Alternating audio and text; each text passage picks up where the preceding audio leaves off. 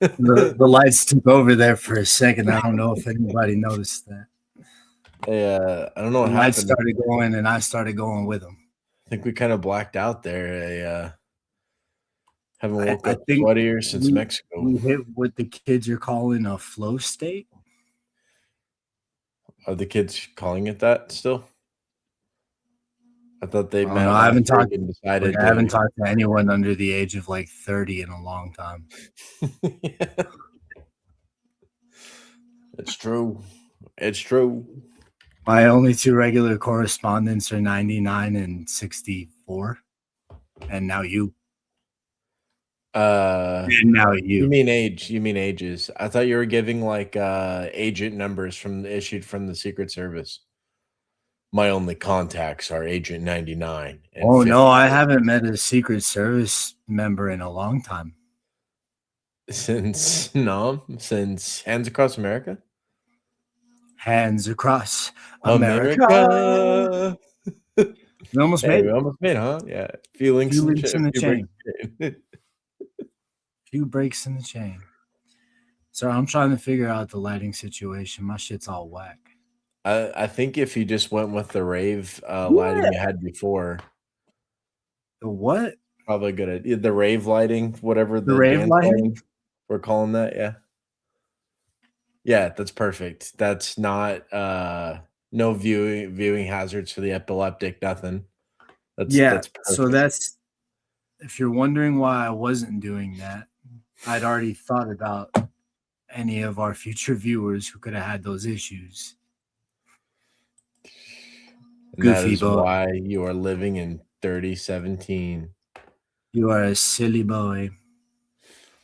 Silly Billy boy. Silly Billy boy. That's you. I'm hopping us into a best ball millionaire now, DraftKings. Are we gonna win $1 million tonight? No, we're gonna win $3 million tonight. Name 10 $3 million. I bet you can't. I can't. I don't even know what I told you to do. I don't even know one $3 million. I don't think I've ever met one. At least not for I met one. A long time. I wish I met one. Maybe the dude who used to own the bar that I worked at, like between the two bars that I worked at on the west side, maybe those guys might have been worth like $3 million. But I don't know. I for sure met people who are worth at least that. You can work. Well, yeah, you went to college. Yeah, exactly. Go to college, kids. You can meet people who are worth $3 million. You might even meet $3 million. You might meet 10 of them. No guarantees, though. It's no guarantees. We are in this draft now, by the way. Let me go and share the draft screen. Are we pick number 3? We are pick number 8. Number 3, my lord. Pick number 3. Pick number 3, my lord. Pick number 3, my lord. Yeah, we're pick number 8. Man, all that dancing got me excited to draft a $3 million best ball team. It definitely woke me up. I was gonna fall asleep on stream tonight. That would be entertaining. Well, let's just take naps independently. I've got the bed behind me and the bassinet. It might be entertaining if I try and sleep in the bassinet. Live stream our naps. Yeah, live stream on Twitch. Handle hashtag Z's, Aziz and Hashtag Zari. getting some Z's. Hashtag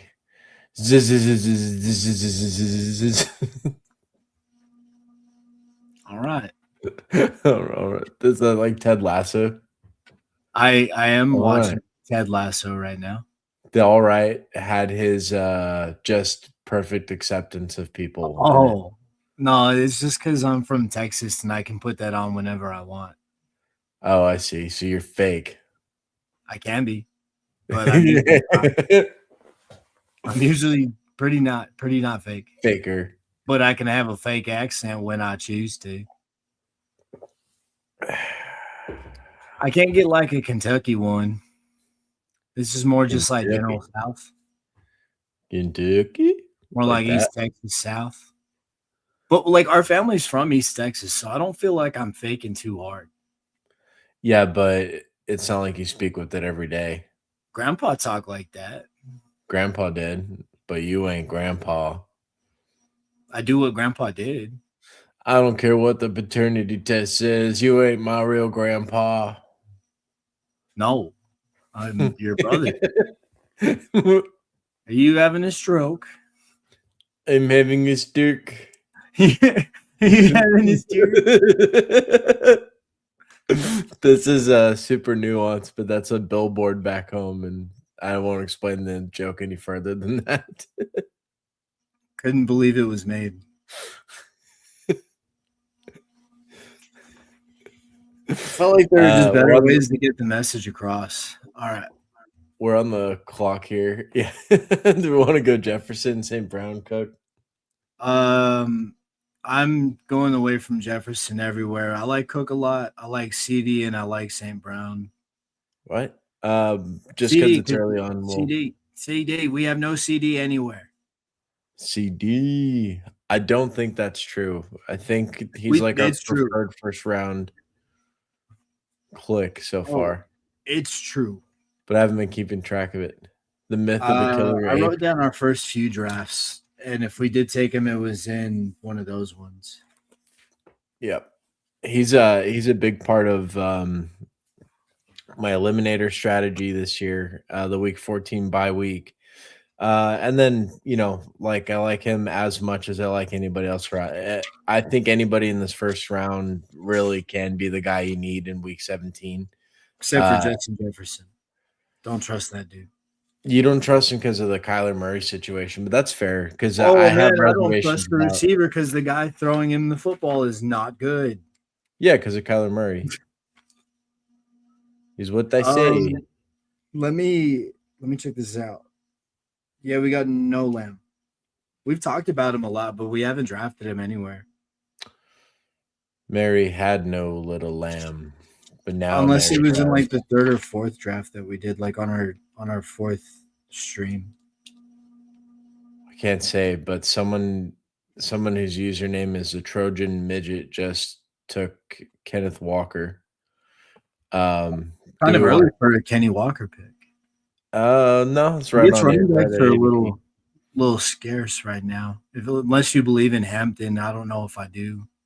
I think, like I said, he's got as good of a chance as anyone in this range. I think Henry is my preference here, but I have the less of London.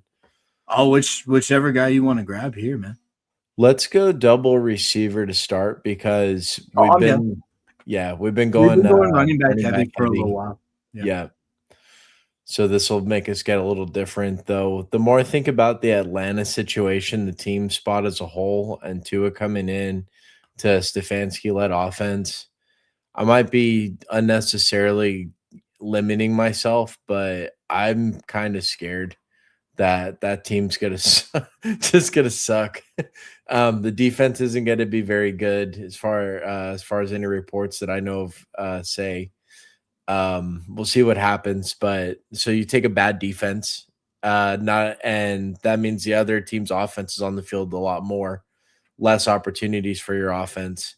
And then you add in Tua, who seemingly hasn't thrown farther than 5 yards down the field since Tyreek was healthy like 2 years ago. It's hard to more Jalen Waddle than Tyreek Hill, but yeah.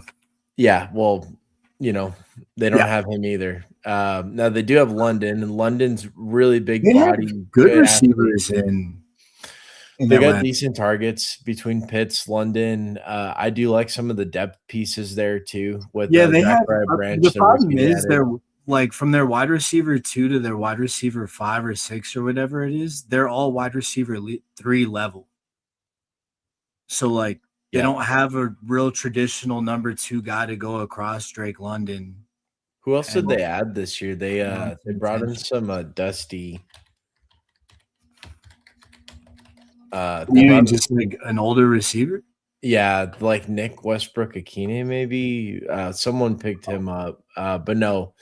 You know who it is? They brought in Olamide Zaccheaus. That's who I was thinking of. I was gonna say Zaccheaus, but I didn't. Olamide.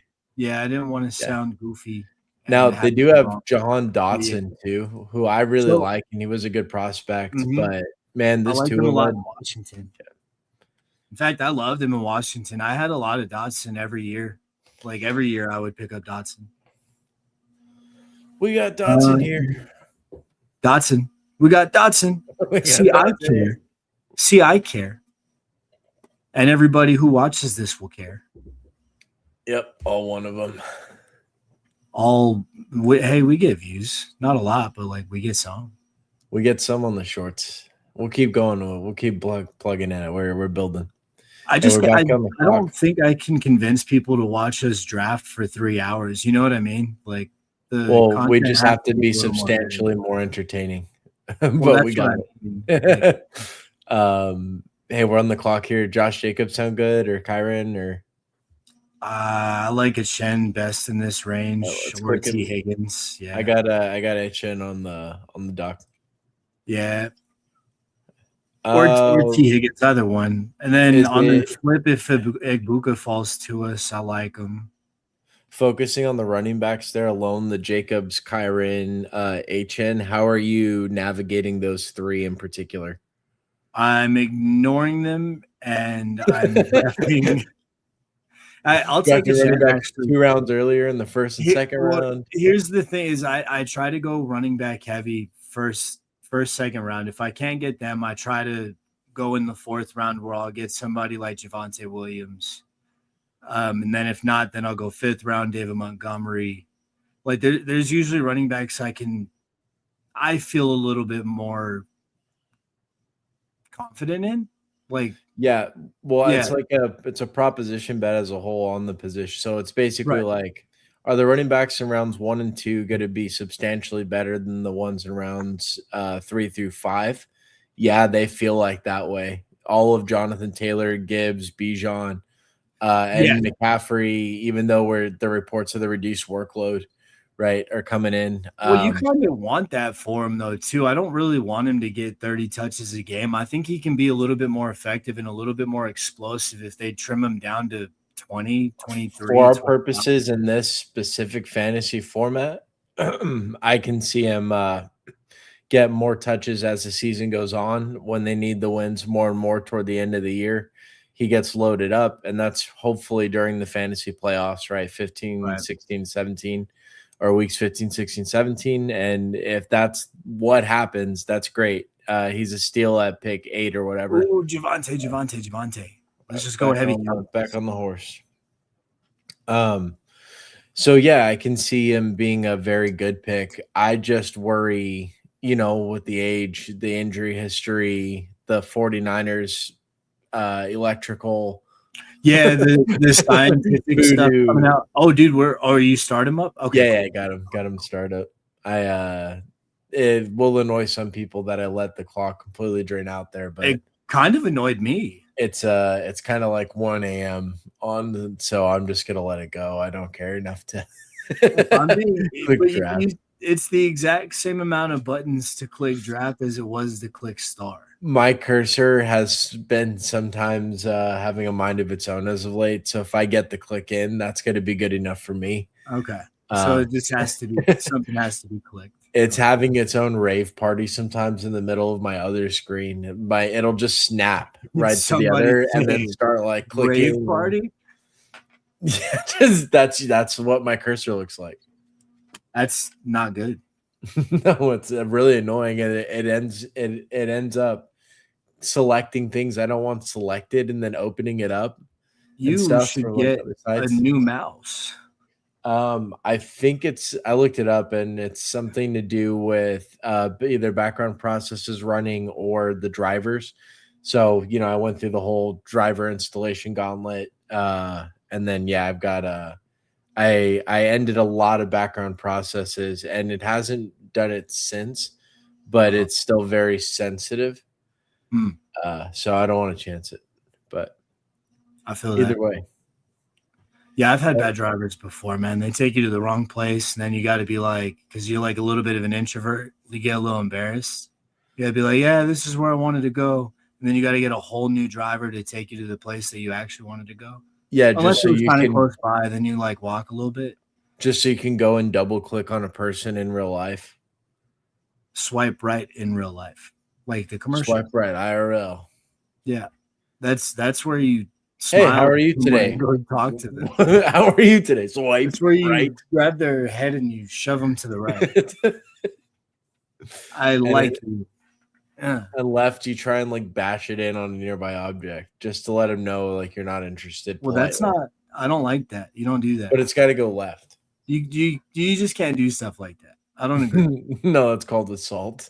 That is assault. You can't do yeah, that's kind of assault. I literally just went on a rant the other day about how NFL players needed to be held to a higher standard about their assault shit. We can't be doing it. It's not. Yeah, you're right. I got to stop assaulting people when I reject them in real life. That's when you reject them. It's usually the other way around. Left. I swipe left. It's usually the other way around. I like Keanshawn. I like Joe Burrow in this range if we don't want to wait for quarterbacks. I like Jadarian Price. Let's go Price. I don't like Green Bay receivers just on principle. I'm going Price just to vary it up a little bit, and I'm also trying to avoid the Judkins spot a little more as the summer goes on. I haven't been getting any good injury news. And the offense as a whole should probably suck relative to what you can get with the Seattle starting running back, with Green Bay's number one receiver, even with TreVeyon Henderson. I know he had a bad run out in the playoffs. The team went back to Ramondre. When you watch those games, so much of was situationally. New England's offense had a top 5 defense on the other side. With their foot on Drake May's throat, there was only so much, and the offensive line for that matter. Yeah, it's because their offense really wasn't good. There was only so much a speedy space guy is gonna succeed when the opposite defense is playing like that, and that's to say, when you go look at Henderson's ceiling games, because he had multiple 30-pointers and a couple of 20s, if I remember. When he really succeeded, it was usually against these bad teams, right? And Ramondre was still a little bit out of the mix, but he got healthy as the season went on. I can just see a path in year 2 that he is much more integrated throughout the year regularly. He takes a small step forward. Not that I think Ramondre will go back. We're on the clock here. You want to get your guy Tootin boy? I like mixing in Tootin. I'm not necessarily sold that he's the savior everyone thinks he is this year, but yeah, the Jaguars offense looks great, and I just don't like anybody else other than Parker Washington. I want to go Parker Washington because I have much less of him than I have of Tootin, and that's a different way to bet on that Jaguars spot like we were talking about. I think he can be good. Oh, and then the other thing is we had 3 running backs. It does fill up the receiver spot. Yeah, that's good. But I don't know. So the interesting part about the Jags to me this year is what they did in the draft. They took 2 tight ends. Some would say well ahead of where those guys should have gone. One of them is a very good pass catcher, and then that was their second round pick, and then the other one's more of a blocking tight end. But taking 2 tight ends on a team that already had Brendan Strange, tell like a more of a pass catcher who can block a little bit, tells me these guys are probably going to run with that tight end heavy look that a lot of the NFL is sort of shifting into. Yep. Uh, 2 tight end personnel and 3, probably not 3 as much as 2, because they do have talented receivers between Jacoby Myers, Brian Thomas, and of course Parker Washington. But so let's say they go 2 tight end sets heavier and they drafted 2 tight ends. So why wouldn't we expect this? Um, who's going to be on the field for those 2 wide receiver sets the most? Undoubtedly, you think Jacoby Myers is out there, but he's a career slot guy, so who knows? Parker Washington, I don't really know what position he plays, but that's the question to me with these Jags receivers. And then Thomas profiles as more of the traditional like X Yep. outside receiver. But that to me means Thomas is actually on the field. And Parker Washington, as I understand, the kind of routes he was running last year was over the middle, more of the slot types. But Jacoby Probably Myers where is it's also a slot type, but he's a little bigger. So I don't know who's out there for the 2 receiver sets, but I do know that Parker Washington outplayed all the other receivers last year by far on the Jaguars. He was amazing. And that could mean that he was overperforming relative to he had a ceiling, in other words, like that's his peak, and we're Yep. buying the peak price, which is not good, which is kind of what we think about Alec Pierce too. Like he overperformed relative to what the situation was, like what he should have. And Take we're us off again the buying, auto draft real quick. yeah, where it's like we're buying them at their ceiling price because I can't see them outperforming this too much at the same time. Right. Take us to the players. Yeah. Dak. It's, Lamb. that's who I'd pick. Yeah. I like if he's not available there though. I like nobody else. Maybe Warren. I love Tucker Kraft. The backfield got really crowded there. I just Tucker don't like Green Bay in general. Tucker And I Kraft before his injury in week Oh, good. Go 8 to it. had 100 half point PPR points. Who did they draft? Drake May?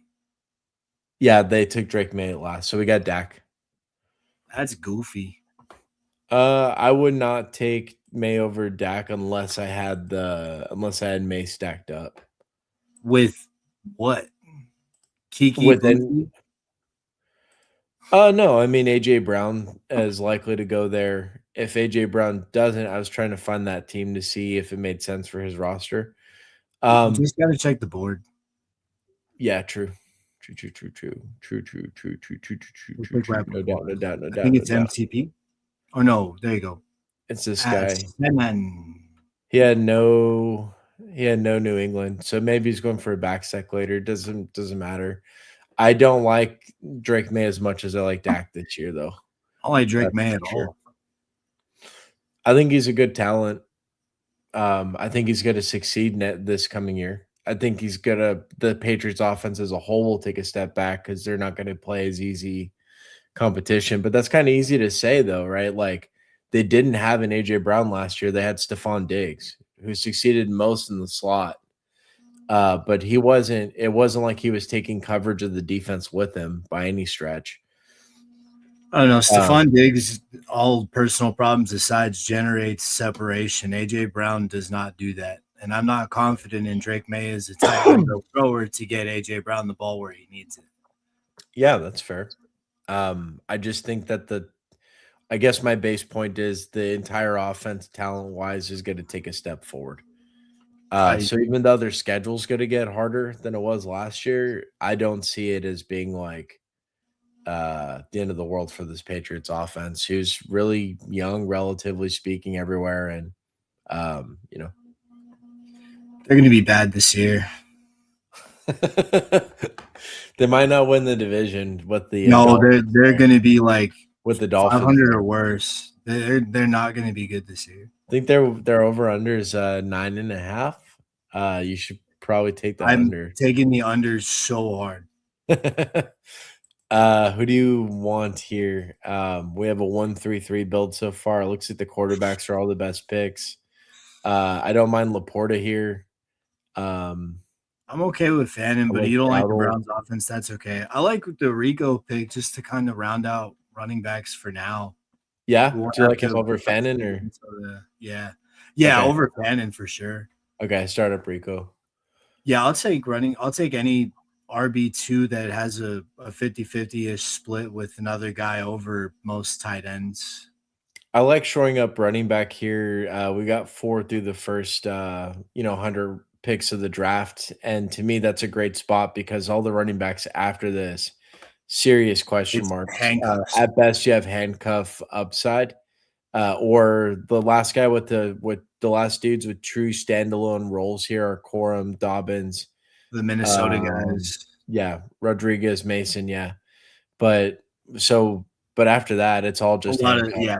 Everybody else things have to Except for go their way. Sean Tucker's the last guy who's got a carved out role, which is the goal line role. So I And think he's just still at the back of drafts, but point being, 4 through the first 100 is great because we really only need to go like 5 running backs now, and we yeah. can load up at the other positions. Yeah, Make sure and we now get we can 2 and just grab 3. a handcuff to any of our top guys. If we can find I Kamara's going late in drafts, we can pick him up. Malik Davis at the end of Malik drafts, Davis I makes think a is lot the of sense. best. Yeah, handcuff. Charbonnet at the end of the draft makes a lot of sense. Only if we think he comes back this year and that he's ready to I'm perform pretty by the sure he's going to time. come back this year. The pretty much all reports I'm seeing right now is that he's not going to be ready. Like he might not be ready for week 1, but he is going to come back. Well, I'd rather have, I think, like Emmanuel Wilson. Um, 'Cause I Whoever can the see whoever the handcuff is, that's the point. well, But it's specifically whoever the pass catching handcuff is, because and Price that's and usually Charbonnet are gonna do probably going most to be Charbonnet. they're gonna do similar things. Like Charbonnet doesn't because I they'll more go than ahead. likely a reduced role for a lot of these older running backs will look like they'll start catching the ball a little bit more rather than running between the tackles. Charbonnet's not an older running back though. I think he's still pretty No, but he's young. coming off an injury, Yeah. and that's what a reduced role would look like I as just he's think coming that back. his skill set isn't the same as Halani's or Emmanuel Wilson, both who I can see catching passes a little more than Jadarian Price and Charbonnet. And I think that Charbonnet is a good goal line back, and Price is probably going to be a good goal line back. And they're both the Price bigger is bodies. a really My good point pass being, when catcher. Charbonnet comes back, I think he eats into Price's workload. But Emmanuel Wilson, on the other hand, is going to skate by that because I think his passing down usage will stay the same. His role will remain unchanged. Maybe I, he loses overall volume, but he'll I be think out I'm there for going the the other way with that. yeah. Yeah, I think Price is going to be completely safe. You don't spend a first round pick on a guy unless you're ready to give him the backfield. He's gonna have the chance to. You know, you're giving him the backfield. This is your first round draft pick. He's going to have about 3 years of true lead dog work, regardless of whether or not he performs. That's just what you do. Unless they cut their losses early. A few teams have done that, like Green Bay with Eddie Lacy, but I've you seen usually first give round them. running backs not work out to where Well, it's they. not that they don't work out or this or that. It's that they're going to get the opportunity and a lot of it. They're going to get at least 18 games of opportunity. Yeah, that's what I said. I think we're saying the same thing. He's gonna get the opportunity, whether or 18 not he games of delivers is not opportunity. known They're though. not going to cut into Jadarian Price's workload. They're going to cut into everybody else's. I mean, we'll see for what they need. Right now we're on the clock. Quarterbacks are the best picks, but it's a 1-4-3 build so far. Any of them, I guess. Just not Jackson Dart. Yeah, I'm gonna look. Let's get Herbo this time. Yeah, we got a lot of Mahomes early. He's fell 20 picks past the draft, the his normal spot. So yeah, we're gonna take him. I think about the Chargers situation more and more.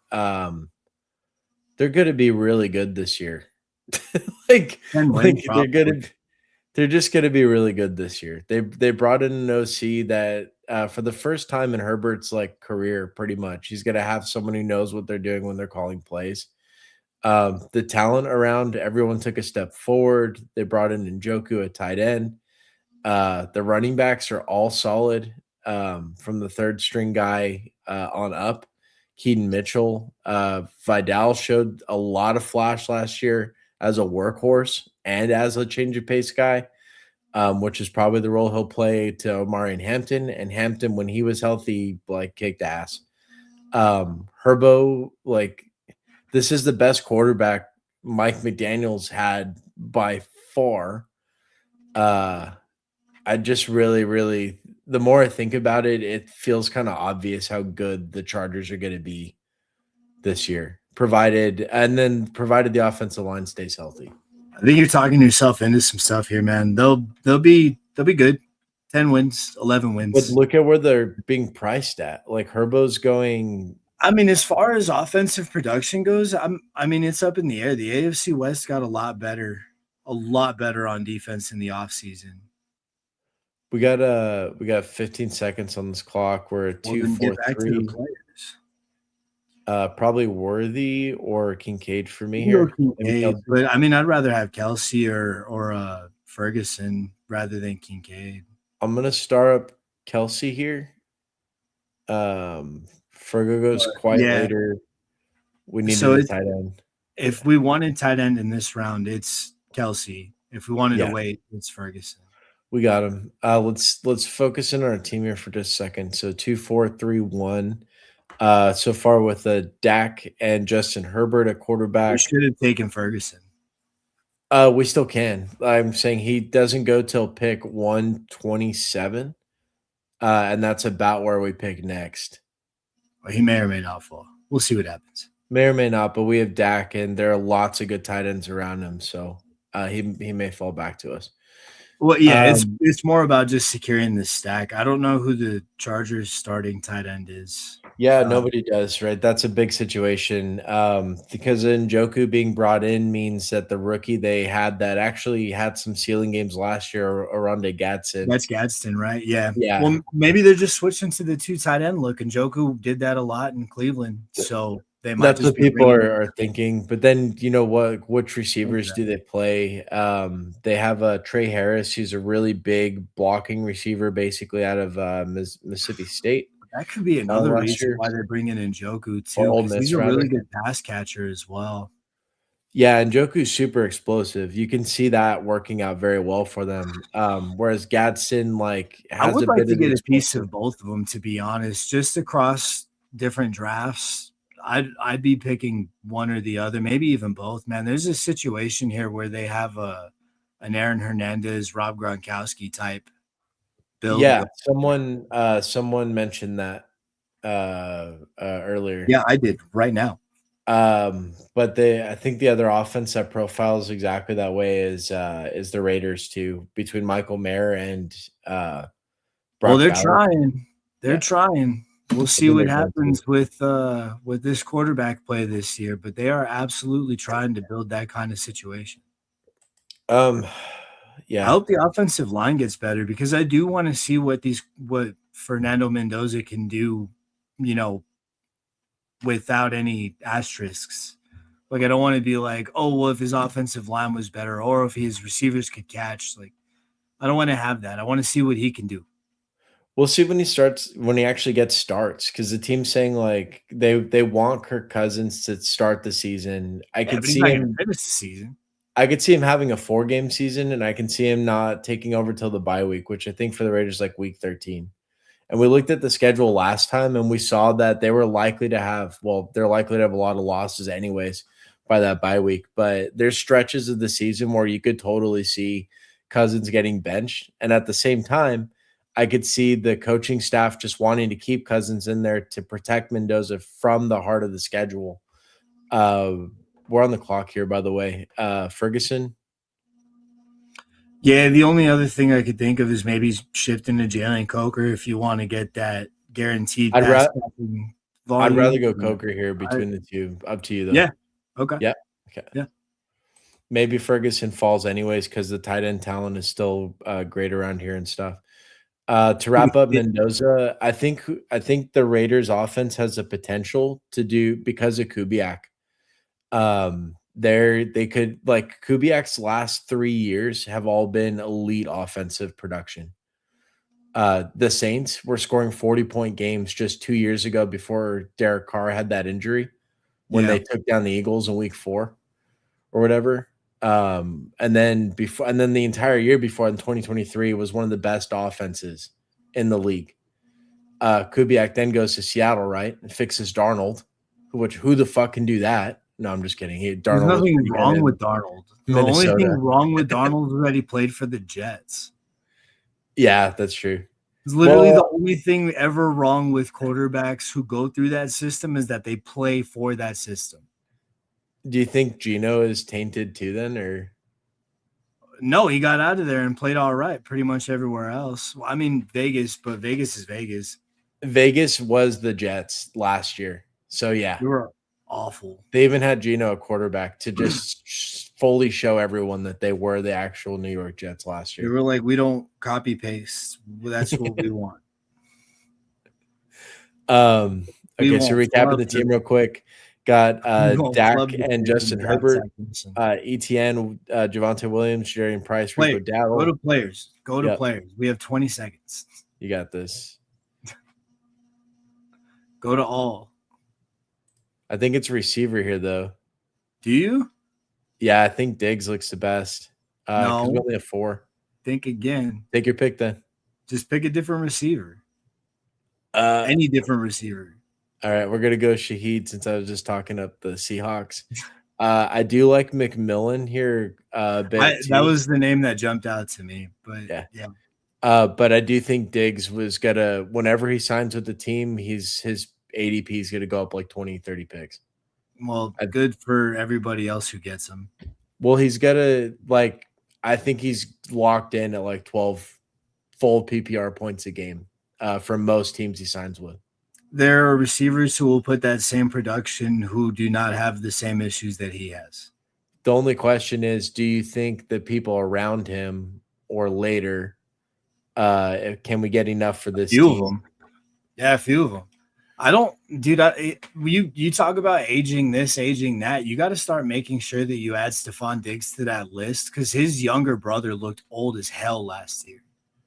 Diggs still looked good though, and no, that was not really. Terms earlier this very. Not really. I mean, yeah, everybody in the Patriots offense looked good until they played real teams, and then they looked like dog shit. Like they're not good. They just played really weak competition, and that's not the case again this year. So you can't bank on that production going up or even staying the same. It's gonna go down. And Diggs is going to go to a team thinking that he's still contender level of a player, and he's going to wind up being wide receiver 3 on a roster, just like Terrell Owens, just like Chad Ochocinco, just like every other, just like Dez Bryant, just like AJ Green. Out there that don't have a receiver, like much receiver competition. I'm saying Chad Ochocinco went to the receiver-less Patriots and was wide receiver 3. Like, Terrell Owens went to a bunch of teams who had no receivers ever in their history. Do you think Diggs is already past that point? Yeah, yes, dude. I thought he was past that 2.5 years ago. Like his last, he had a really solid year last year. You were even just saying he can still get separation. With a team that played shitty players, they played college level talent and college level coaches. What does it have to do with how Diggs played? He played good against who he played against, but if he goes to a contender, that's not going to be the case this year. He's going to have better talent on the team around him, which means that he's going to get no targets. He's going to play against better defenses, which means he's going to get no opportunities. And he's not very good right now, which means he's probably not going to see the field very much. You talk about aging with everybody, but I got more to say, but we're on the clock here. 20 seconds left. It's a 2-4-5-1 build so far. I queued up Chigo Okonkwo. Did you want someone else here? Nah, not really. Okay. I think Keaton Mitchell maybe with Herbert. I don't believe in the Tennessee situation right now. Yeah, let's get our second tight end here just to shore up because I don't like the drop off after this tier between Henry and Schultz. This is about where I draw the line. And Joku's got a bunch of upside. We may end up taking him on this team since we have Justin Herbert anyways. But I Yeah. can't see the volume being there guaranteed week to week the way that I can see with Schultz. And if you're down on the Patriots overall, Henry's real appeal is just the 6 to 7 touchdowns he's going to get. But you're saying everyone's going We can get 6 touchdowns out of Schultz, probably. Yeah, probably. I could see 6. He didn't score a lot last season, but he was a volume What is that, merchant. 3? He was a He had volume a merchant. ton of targets. He did most of his work probably between the 20s is what it looks He like. was the short release route. I watched a lot of the Texans last year, So especially very in the Jason playoff Witten stint. type playing. The other part was Stroud was throwing to dudes like Xavier Hutchinson, John Mechie, and Jalen Noel rookie, Jaden Higgins rookie when Collins was injured. And Collins was injured in some of the most important games last season. Also, the Houston offense doesn't need to throw a lot because their defense is ballers, right? So they're always stopping all button real quick. But Houston also has good runners too. Stroud didn't trust. We're not going to draft the tight end right now. Go to the all tab. Oh, sorry. Stroud didn't trust the receivers around him, and so Schultz just kind of ate up all the other work. Damn, we might have to draft a tight end right now. Everybody sucks. I think I'd take Mendoza here to get that third quarterback. He's the last one that's going to get any serious playing time, and one that we think is starting week 17, and we don't know if anybody else is. Said Mendoza's not going to start till after the bye week. I'd still take him because he's the only one that's good as that we know will start week 17. Are there any running backs or receivers who are worth a shit right now? Yeah, there's a few. Algier, Spears, Robinson, Bigsby. I like Kamara as a handcuff, but we can wait for Malik Davis. You want to get Mendoza? Not really, but sure. We missed our pick. We got Hunter Henry. It is better than Mendoza. Third tight end. I would have rather have sat on third tight end for a few rounds later. We just missed our pick there because we weren't talking it through before enough. I think Mendoza just to get the week 17 points at quarterback, though. The only other one I can see that I know is going to start week 17 is very likely Beck. And that's a total dice roll. Penix, I think, will come back and win the job immediately from Tua when he comes back. Healthy. Yeah, I'm 100% sure that when Penix is healthy, he's going to be the starter. So we do have a Drake. This is a Drake London team. Maybe we try for Penix later on. We're solid at quarterback though. Who did we wind up drafting? Like what tight end? Yeah, Hunter Henry. Your favorite. We drafted Hunter Henry. Yeah, he's at the top. Well, this team isn't winning shit. I think those touchdowns will go a long way too, because that's the only time he's going to beat the volume that Kelsey and Okonkwo are generate. Yeah, he's going to get more touchdowns than Kelsey probably. He's as good. It's Kelsey's swan song, so there might be some forced volume. I hope it works out for him, but at the same time, I kind of hate the Chiefs, but I like all the players, so. Well, we kind of need this season to go well for them. We have a lot of Chiefs stock all the way around. Yeah, like we've picked them up in a lot of places. So you need to stop that. I don't like the Chiefs. You need to say, "Hey, go Kansas City, Witten. You were right to cheer for them." Go Kenneth Walker. Really is who I've got the most in by far. Him and Mahomes though. Mahomes at pick 90 this year is just free money. Yeah, we got just a lot of free square on the bingo card, and we have quite a bit of Kelsey too. Yeah, because we usually wind up drafting Kelsey Ferguson as our tight ends. What's weird about that, though, is the receiver situation. As much as I like Mahomes, I don't know what the fuck to do with Rashi. Like, I guess I'm just drafting him now because he's falling. Yeah. And the NFL, I don't think, is likely to take any additional suspension. I can't believe that. He's literally spending time in fucking prison, but whatever. But, unless it's a violent offense, they usually don't double dip. Okay, we need to talk through a pick here. We're going to save the quarterback for later. So we have 4 running backs, 5 receivers. Running backs send out to me. I like Singleton. I like Bigsby the best. Receivers, Judy. We need one of our handcuff guys. Flanoy. I like Flanoy probably the best right now, to be honest. All right, let's grab Flanoy. Because we're probably going to cap out at what, like 5 running backs, so we can wait for Malik Davis. If you are new to this channel and everyone is new to this channel, we have mentioned Ryan Flanoy probably the most from any player available. We And I think won't he's an stop. absolute smash back here. Can't stop, won't stop. That dude is gonna fucking blow it out the water this year, man. Even if he just repeated half of his elite and floor performances last year, he is paying off this pick. You can absolutely see him get like 2-3 games here over 20 points. It makes no sense to me why he's going so far back over behind other question marks like Ayuk, Malik Washington, Chris Bell. Like these names should not be around him. I think he belongs like 20 picks ahead of this in the I think Travis Dell Hunter belongs group. around him, though. To be fair, Yeah, so the reason we started this stream by saying we like running back heavy early is because of all these receiver upside yeah. plays. I at mean, the even end. then, you're getting somebody like Cooper Kupp, Malachi Fields, Calvin Ridley, if you believe in his hands this year. Yeah. Hey, we're There's back on the definitely clock here. a ton We of got a receivers. 2-4-6-3, so we're probably looking at running back. Do you want to do Singleton? I like Kamani Vidal for our team. I like Ray Davis. Are we going 6 running backs? We can sit on it for Malik Davis later and grab another wide receiver. You want to go Tank Dell? Yeah, that's a lot of upside. Yeah, a lot of upside in Tank Dell.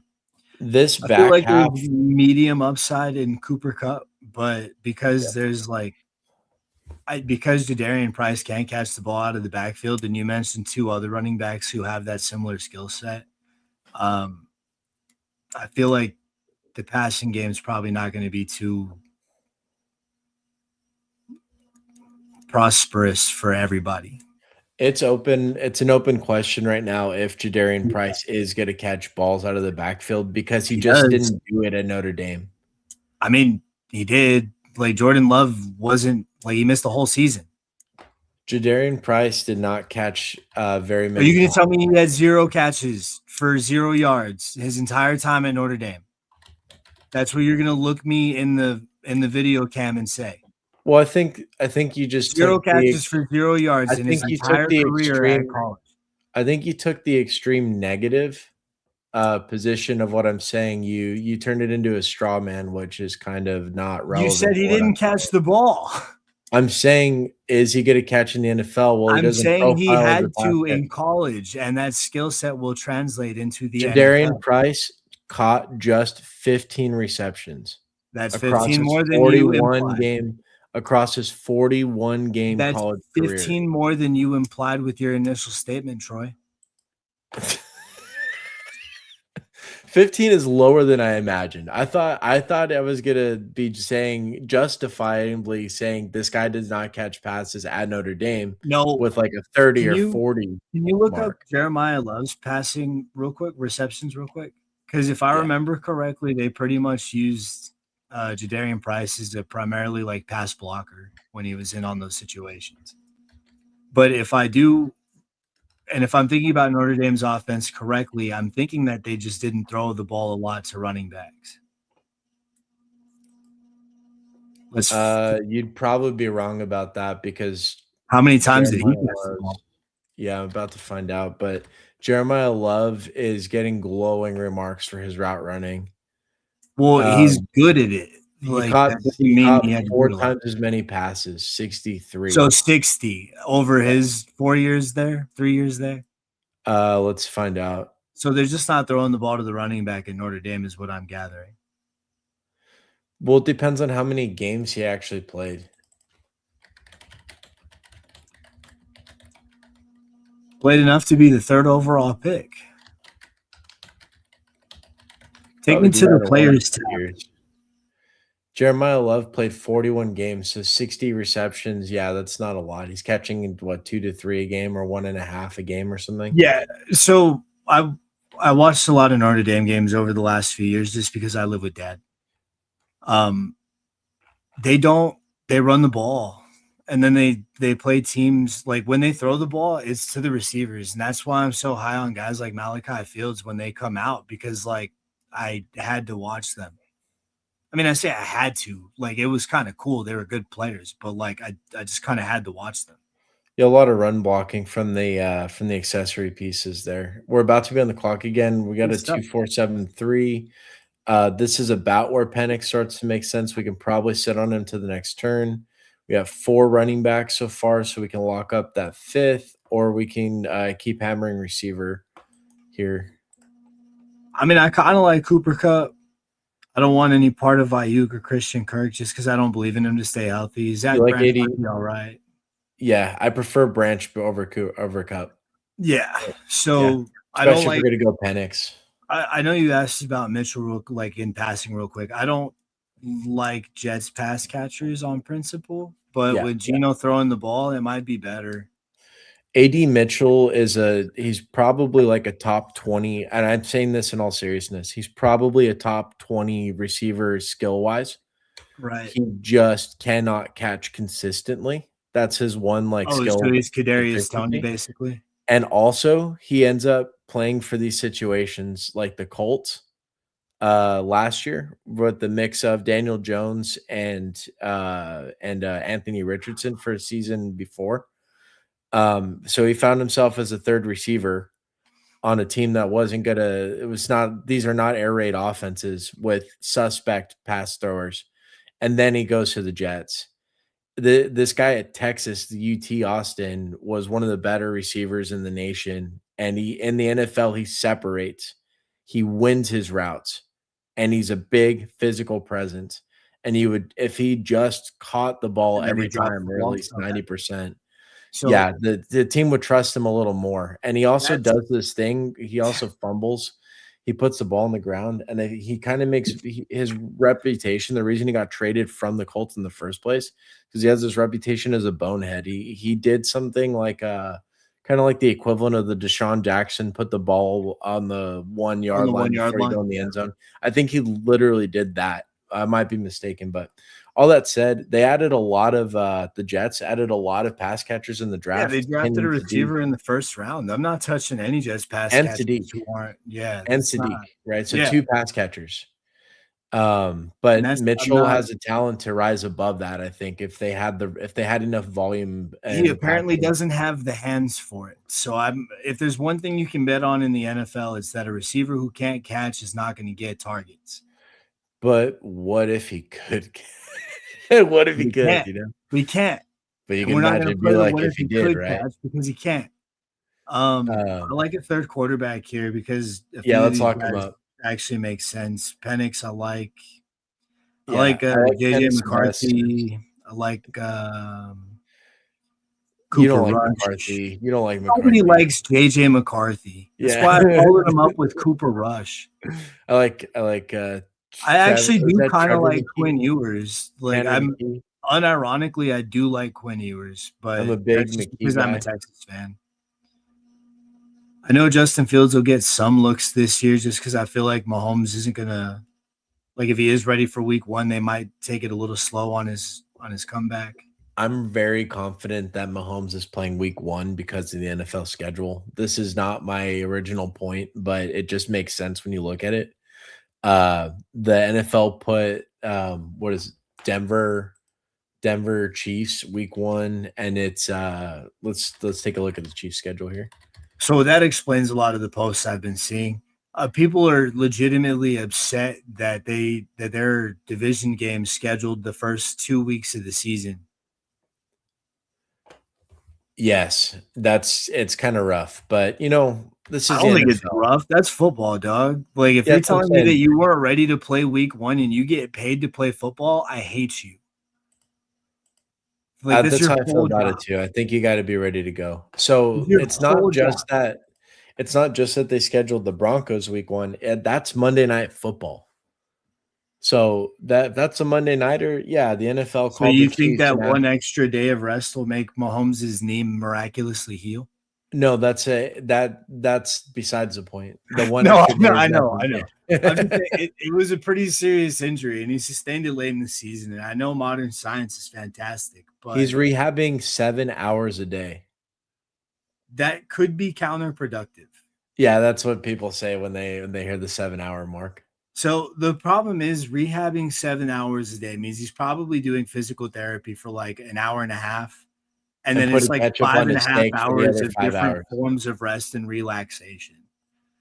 Or Yeah. 4.5 hours, whatever it is. 5.5, 4.5 hours of rest and relaxation. 7 hours of rehab a day, depending on what it is. 7 could be hours of commercial-free football starts now, except we can't say commercial-free anymore because we added in ads. As somebody who has like personally recouped from those pretty bad injuries like the torn Achilles and the torn shoulders and the torn knees. I can confidently say that someone with Mahomes's resources can recover a lot faster than I can. Yeah, especially with all the underground performance enhancing substances that won't show up in the drug test. They're not underground, they're just innovative. Yeah, they're just creative. It's Innovative. legal. It's not illegal, it's legal. It's good. No, I said it is legal. Oh, We're it's good about to be stuff. on the clock here again. We probably need one more running back at least. One more. You keep receiver saying been that hurt. it's Malik Davis. We can wait till we get Malik Davis. Let's beef up everywhere else. He's already been drafted, No, actually. he hasn't. You just didn't go far enough. No, I probably scrolled past him. You scrolled past him 3 times. There it is. Okay, he's queued up at the worst. Do you want to go another receiver here then? Yeah, we may as well. Okay, we're gonna go one of these other receivers. Nobody's drafting Malik Davis before us. Let's go with D Hop. He's not playing no more. Yeah, I'm not playing D Hop. What about Odell? I like Brazel here the best between those names. I like Tyquan Thornton. I like Pat Bryant. Yeah. Yeah. Brazil, I guess. Yeah, let's do it. Just the unknown upside. So that's all I'm thinking about right now is what if Bryce Young just nails it this year? And that dude's a fucking benefactor of that. We got another piece of the Carolina offense too with Coker, so that kind of fits. And they're both run backs on this Jadarian Price play for week 17. So that all kind of came together nicely on accident. But we are backstacked for that Carolina Seattle Might have game. been accidental for you. I maneuvered this whole shit except for that dumbass Hunter Henry pick.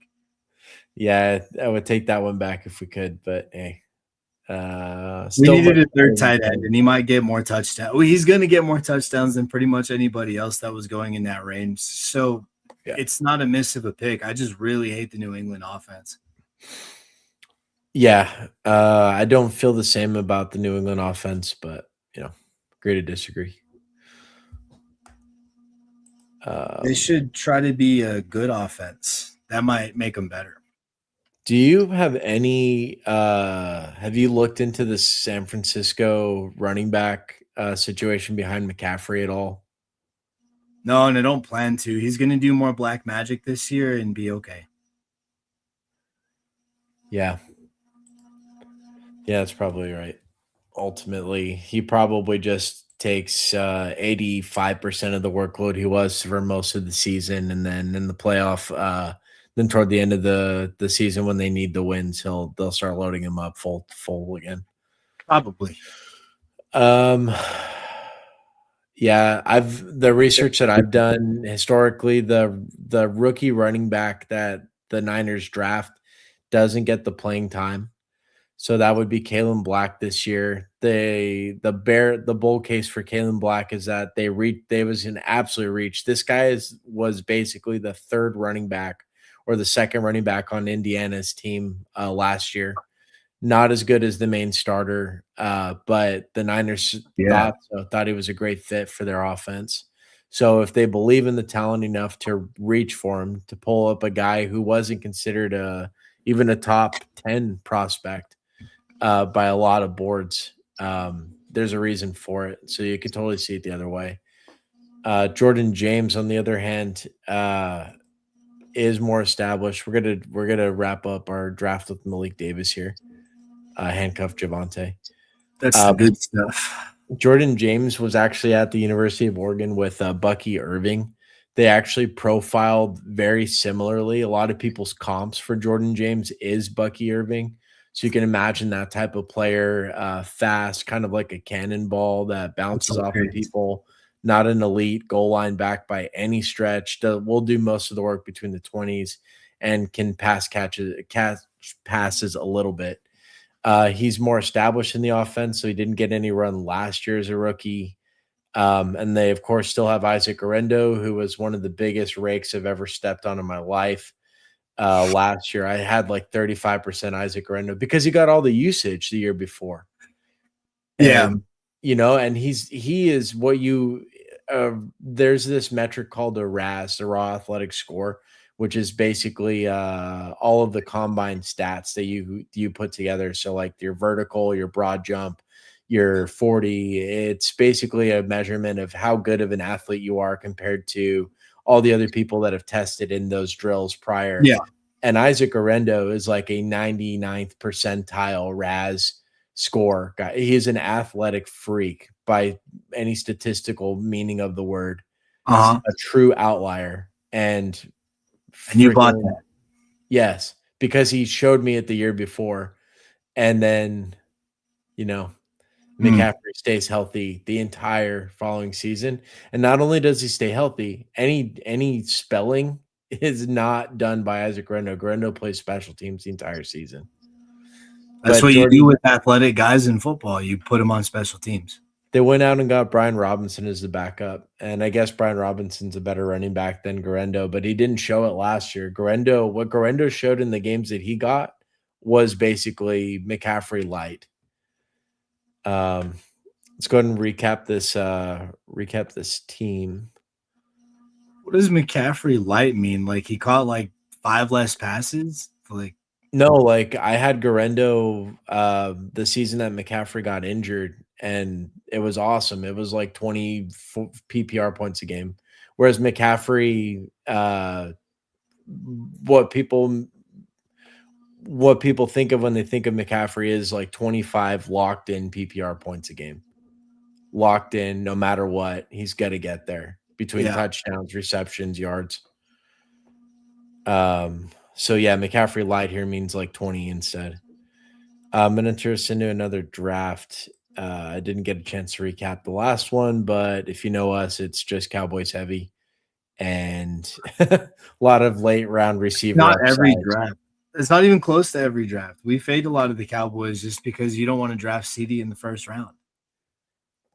I don't dislike CD in the first round. When we first started drafting, literally only Cowboys. When you and I first started drafting, I did dislike CD. So that's probably where you're getting that from. But I've definitely had a change of heart the last like month and a half. Especially in the eliminator format. Where's the number 88 for the Cowboys, man? What's the matter? CD's like my favorite pick in that format. He's the best player ever. He's not even. He's probably like a top 5 receiver right now, but CD receiver's such a saturated position at the top now. I have no idea what to make of my top 5 guys. The DraftKings lobby is only one person here. What did you just say? Sorry, I wasn't. I said the top tier of receivers is so saturated. I don't know how I would make a top 5 list. And I don't know if CD would be on it. I think so. We're in this format that has the tournament style. So weeks 15, 16, and 17 really matter. And in a 1-game sample size, CD Lamb has the same ability as everyone else. Well as anybody as far as the fantasy format going, but that's not what I was talking about. Well, I'm in general. Yeah, well, I'm thinking about in the context of what you're playing. So top 5 receivers in general, you don't know if CD's on that list? No, I don't know. Yeah. I don't know. Because think about it. Jamar Chase, Puka Nacua, JSN, and then depending on how you feel about Justin Jefferson. I'd rather have Justin Jefferson than CD Lamb. I think you're an idiot for that, but Amon-Ra is right there. Wow. Like Justin Jefferson's not in my top 5. He's not even close. If you're He's not just had quarterback, bad quarterback play. if you're I think not we've quarterback forgotten how proof, good you're he is, not in my man. top 5. If you're not quarterback proof, you're not my top 5. Jamar Chase is not only quarterback proof, but the backup quarterbacks Chase is so not hard for quarterback him. proof. He had good backup quarterback play. They looked so hard for him because he was the best pass catcher on the team that he got more targets when the backup quarterback went in. So yeah, he is quarterback proof. He got more targets, but that doesn't mean he's going to perform on an offense that can't More function. targets. That's He quarterback. didn't have Chris Brosmer or whoever. I don't know if for the Puka fucking Nacua Vikings will that be started. quarterback proof, but we'll never have to find out because Matt Stafford plays through everything. I'm just saying Jamar Chase this JSN, I year don't know would if be we'll ever have completely to different find if out it if was he's quarterback McCarthy. proof because Sam Darnold is so good. Same with Amon Ra that Jared Goff plays through a lot of stuff. I don't know if we'll ever have to find out if he's quarterback proof. But CeeDee Lamb has played with several backups in his career and has performed very, very well with them. And Justin Jefferson played with backup level talent last year and did nothing. So I don't know. He's not my top 5. He's in my top 10. There's no disrespect to Justin Jefferson. He's just not as good as the other guys. It's the same with CeeDee Lamb. Out of my top 5 to 6, CeeDee plays at that 5 to 6 bubble. I think we need some more objective way to compare the receivers themselves, sans the situations that they find themselves in, because I guess you kind of can't really do that. There's nobody I think out there who takes fantasy football not even just fantasy, but just like receiver analysis or talent analysis seriously, and would say that Justin Jefferson is not in the top 5. Justin Jefferson is. They can say whatever they want. I'm saying this now. He's not in the top 5. You're in rare company. He's just not in the top 5. That's crazy. He's not there. I mean, look at this: Jamar Chase, Puka Nacua, JSN, CeeDee Lamb, Amon-Ra St. Brown, Justin Jefferson. You're going to tell me that Justin Jefferson? I would much rather have Justin Jefferson, like in a vacuum, if I wasn't Sean McVay as the coach and I couldn't, and I didn't have the perfect yards after catch monster that Puka is, because that's why Puka. So if Puka wasn't who he was, you would have Justin Jefferson over him. What I'm saying is, if I just invented a person to catch footballs in a laboratory, that person would be like Justin Jefferson. It wouldn't be Calvin Johnson. It could be Calvin Johnson, could be Jamar Chase, right? It would probably be Rob Gronkowski, if I'm being honest. But who's it not? It's not like CeeDee Lamb. If I was designing a pass catcher, I would be designing a tight end, not a receiver. Really, the answer here is George Pickens. It's Rob Gronkowski. Yeah, it's Rob Gronkowski. The answer is Rob Gronkowski. Gronk swallow ball, Gronk score touchdown, Gronk spike. I don't know. And then now Gronk's actually like a pretty decent like podcaster in his retirement, man. He's got a lot of insightful stuff. We're kind of splitting hairs to a big extent with the top 5 receivers only. It's hard to. He's just not there. That's crazy, man. It's hard to put Amon-Ra not in the top 5. It's hard to not put CeeDee Lamb in the top 5. It's hard to not put JSN in the top 5. It's hard to not put Puka in the top 5. It's hard to not put Jamar Chase in the top 5. Somebody's got to not be there. Yeah, somebody's got to not be there. I think Jefferson's top 3. Oh.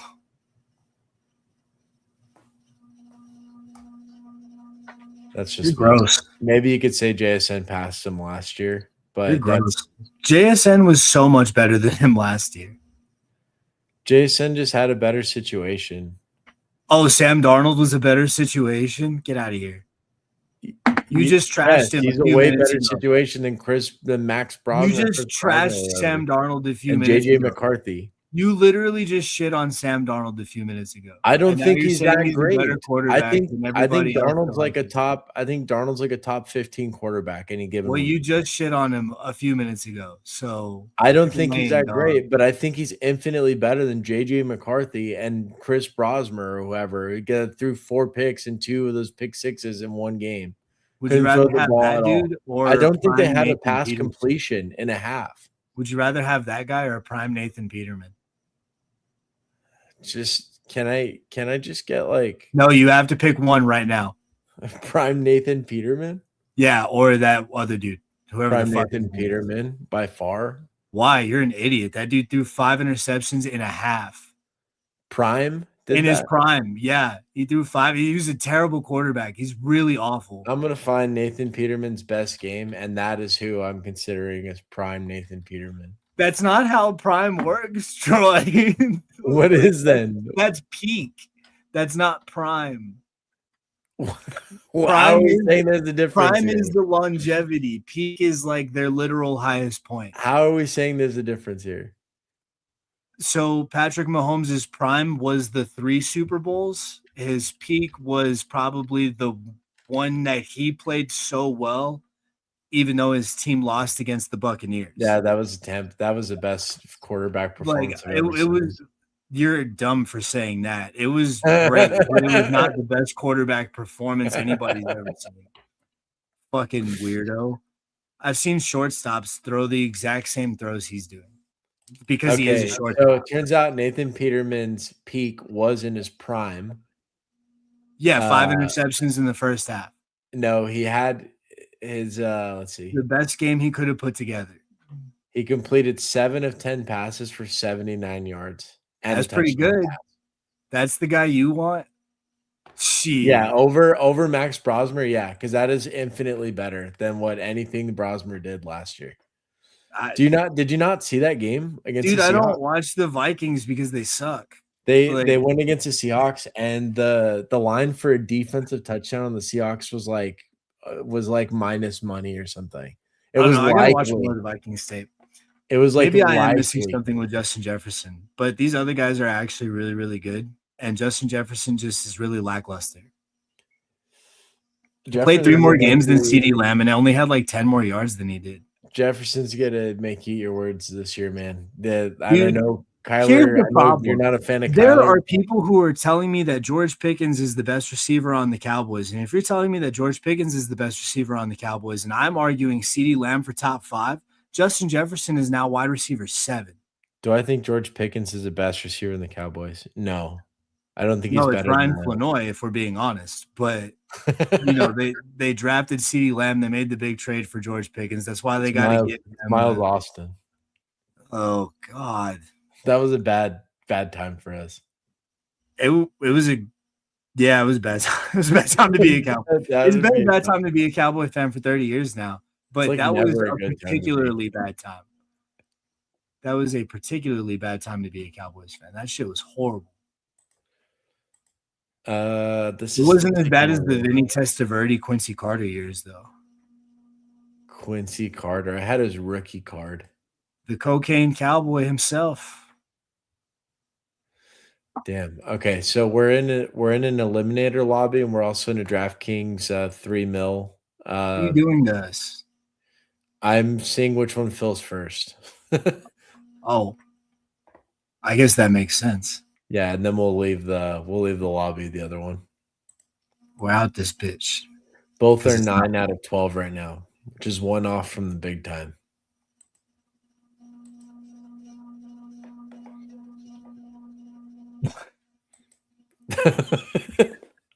What? We're missing 3 people. No, Not one. I meant more about the 9-12 figure. Oh. You see how you had to come around a second time for me to really get the point? The second time. The second explanation just hit. Yeah. Sir, the second explanation just hit. Was that a good GW impression? Did I do it? You didn't do the W, his trademark W. That's the W. Donovan McNabb celebration, the Omega. W. Well, that's what Donovan McNabb used to say because George W. was the president at the time.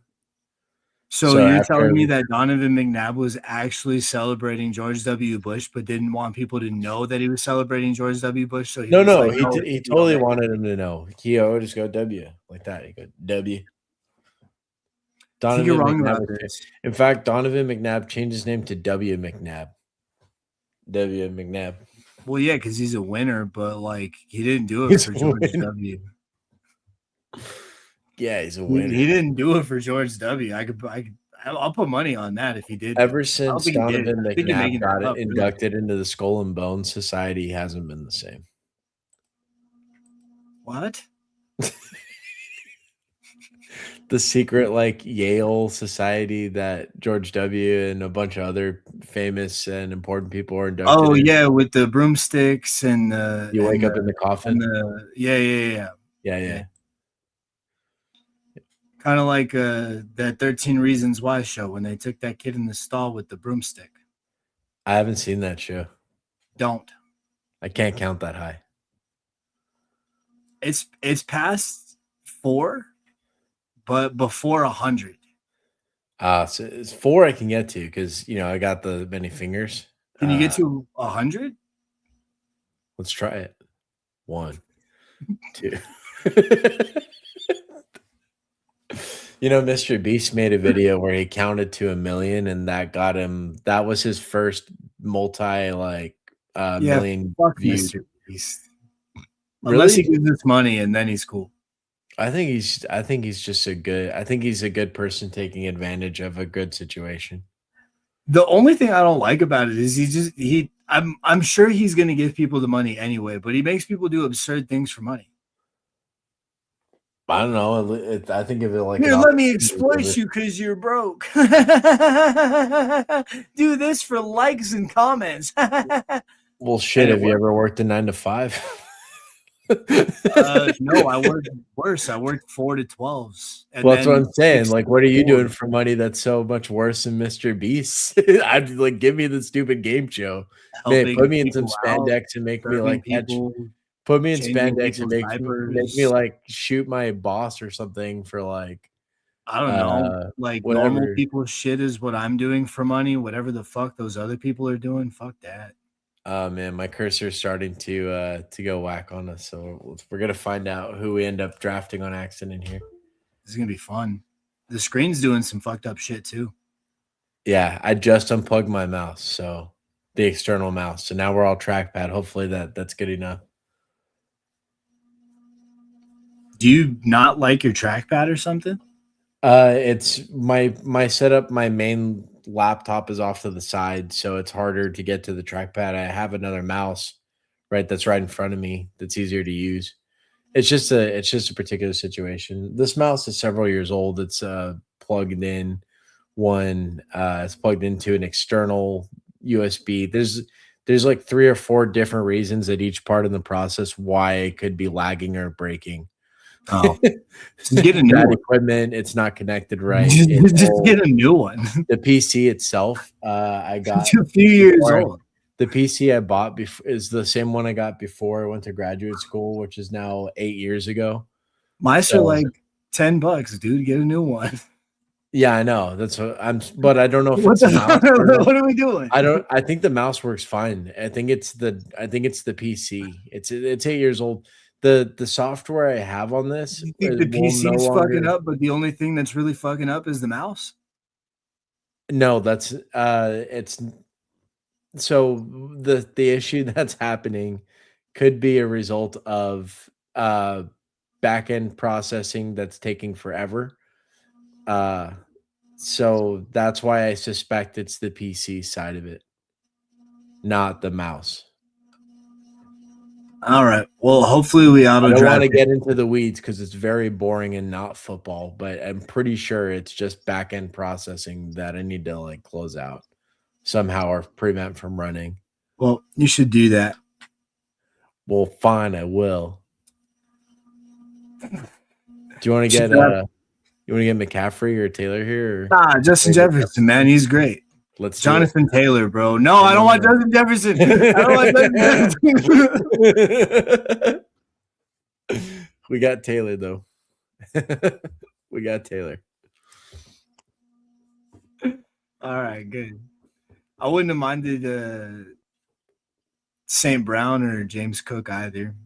I My rule with McCaffrey right now is I take him half the times that I should. So if he shows up at the top of the board and he's there, I take him. I don't take him half those times.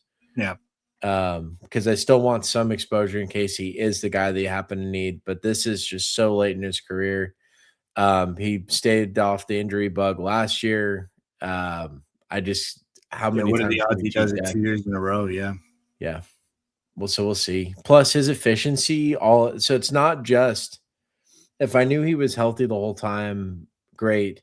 But last year we saw his efficiency just tank. If he didn't get 14 carries plus literally 6 catches a game, or more, and then he's also the goal line back. He wasn't getting all the high value touches, and he's probably going to again this year, by the way. Um, then we would see someone who would really struggle to rack up points because he was averaging like 2 to 3 a carry for big stretches of the season last year. He's a real big question mark. Whereas if you didn't take him, you got Jonathan Taylor there who's going to get 350 touches, including pass catching. He's like 80% of the team's carries or something like that, or snaps. He's the only running back who is that high volume, or he's one of two. He's like him and Chase Brown, I think. I'd much rather have Taylor. I'd much rather have the receivers around there. Speaking of Chase Brown, you want to wrap him up here? I was just about to say that. It looked like Saquon was going to fall to us for a second there, which I thought was complete and utter madness. Yeah, that would have been great value there. But I do actually like Chase Brown better than Saquon this year. I think Saquon's going to have one of those seasons where he's going to have like an MVP quality type year.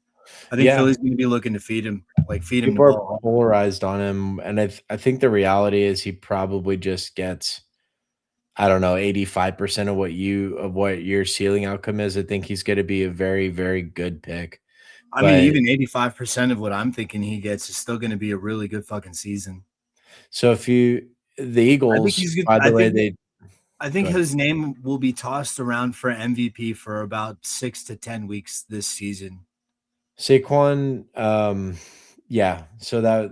and there are people out there who agree with you. So 2 years ago, right, he had the 450 touch season or something. So after that happens, you usually see a regression in running backs the following year because their body just took a beating. Saquon has had season-ending injuries in the past. He's been beat up, and then this is a team that just lost a few of its key offensive linemen. Not nearly as effective at running the ball as Saquon's like peak season with them a couple years ago.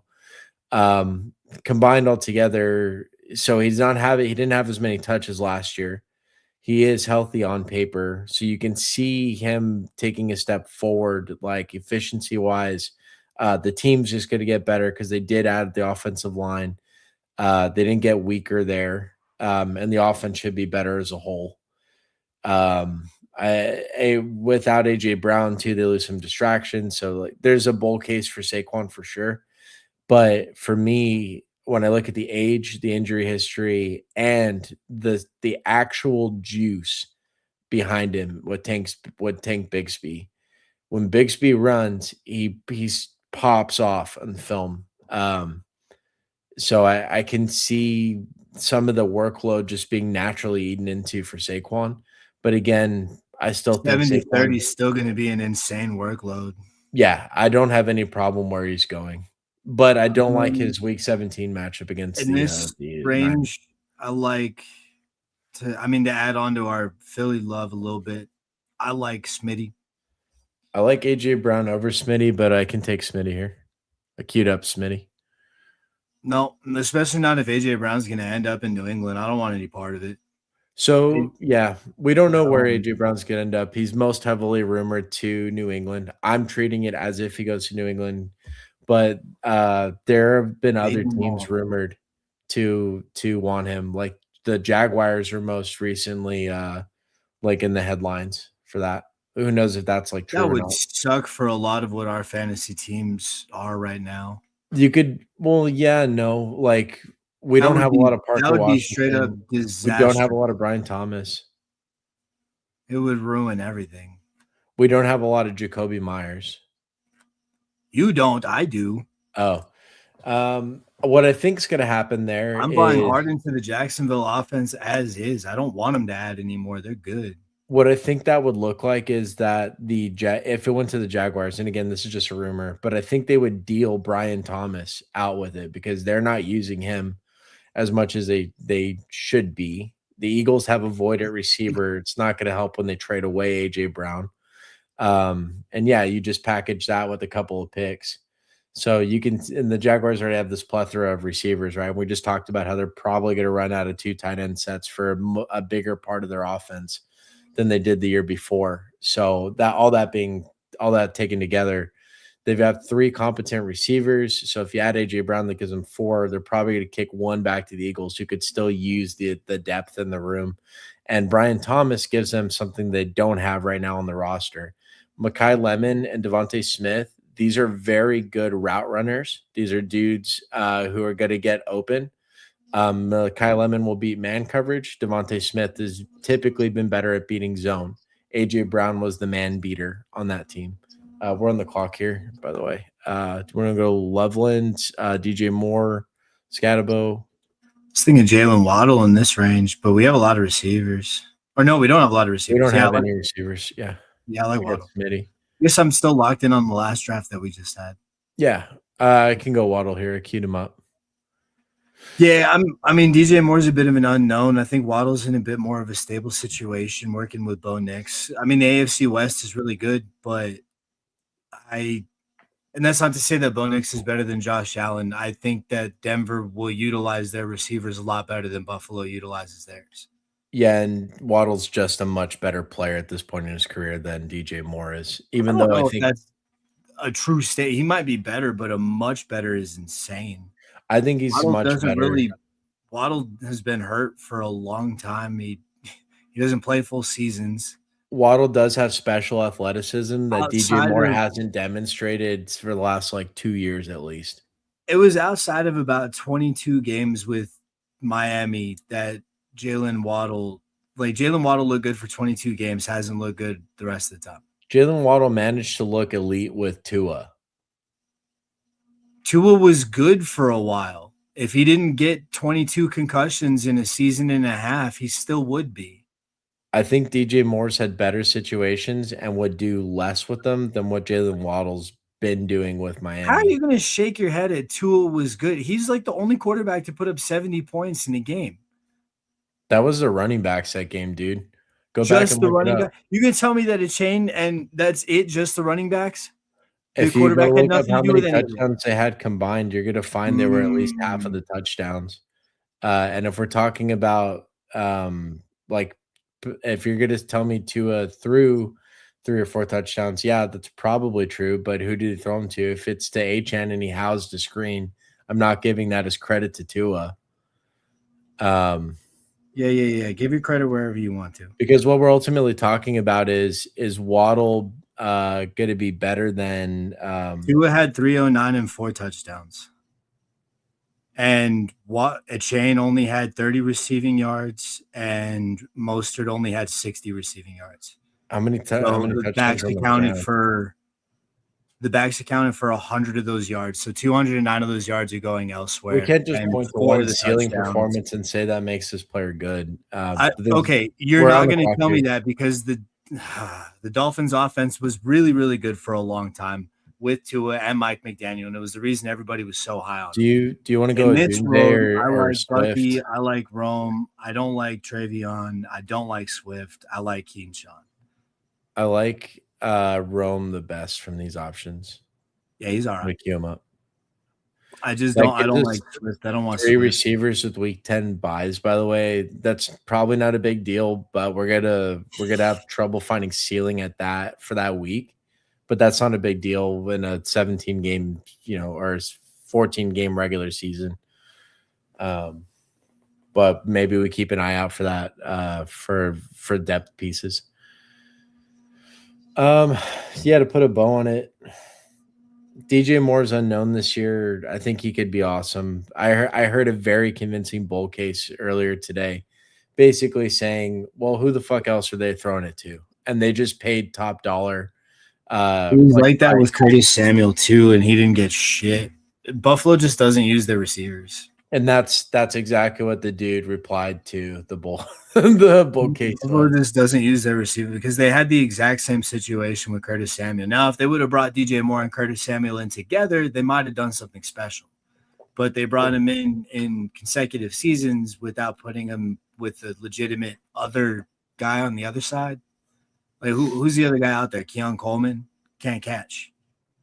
Yeah, he can't catch. The slot receivers can do a good job. And I like Brandon Cooks a lot, but Brandon Cooks is definitely in that wide receiver 3 gadget play part of his career now. He's just too old. Well, I mean, for heavy volume, but he's not old. He's not too old to go out there, run 45 yards down the field and make a catch. And demand the target from Josh Allen, too, like we saw in the playoff game with Broncos. That was a justified target. Like, we're literally just him holding onto the ball away from that being the best play ever. I was just trying to say he's still earning targets despite how old he is and everything, all the negative things I'm saying.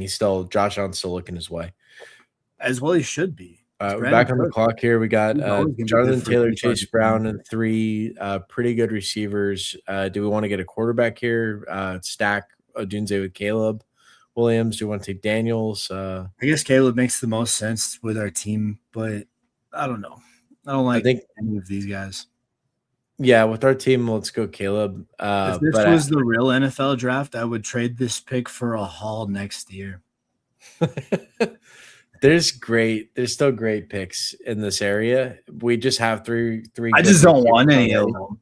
Like, yeah, good picks are good picks. I just don't want any of them. If Ramondre's around here, he's who I would take if we didn't go the quarterback there. I would go Ramondre Stevenson here for sure. I don't want any part of the New England offense. Yeah, we're just going to see things differently on that front. They're just not good.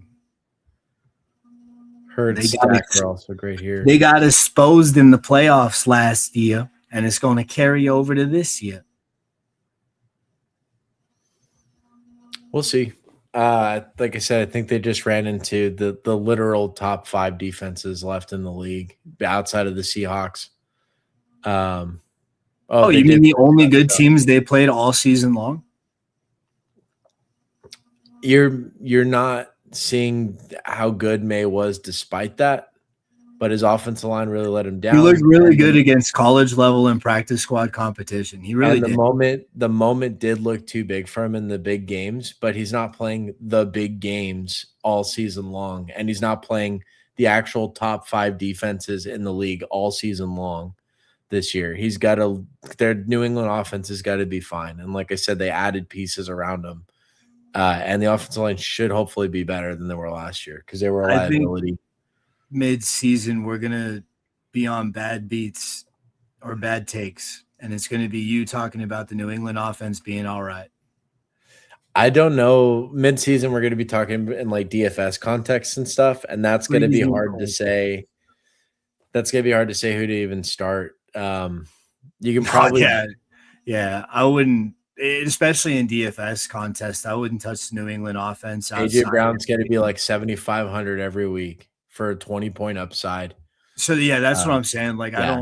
I'm not touching any part of the New England offense for any DFS. Yeah, you'd have to go the cheaper pass catchers and at least kind of touch on. This is the first time I've seen that happen where Dak got taken before Jalen Hurts. At least there aren't some haters in this draft.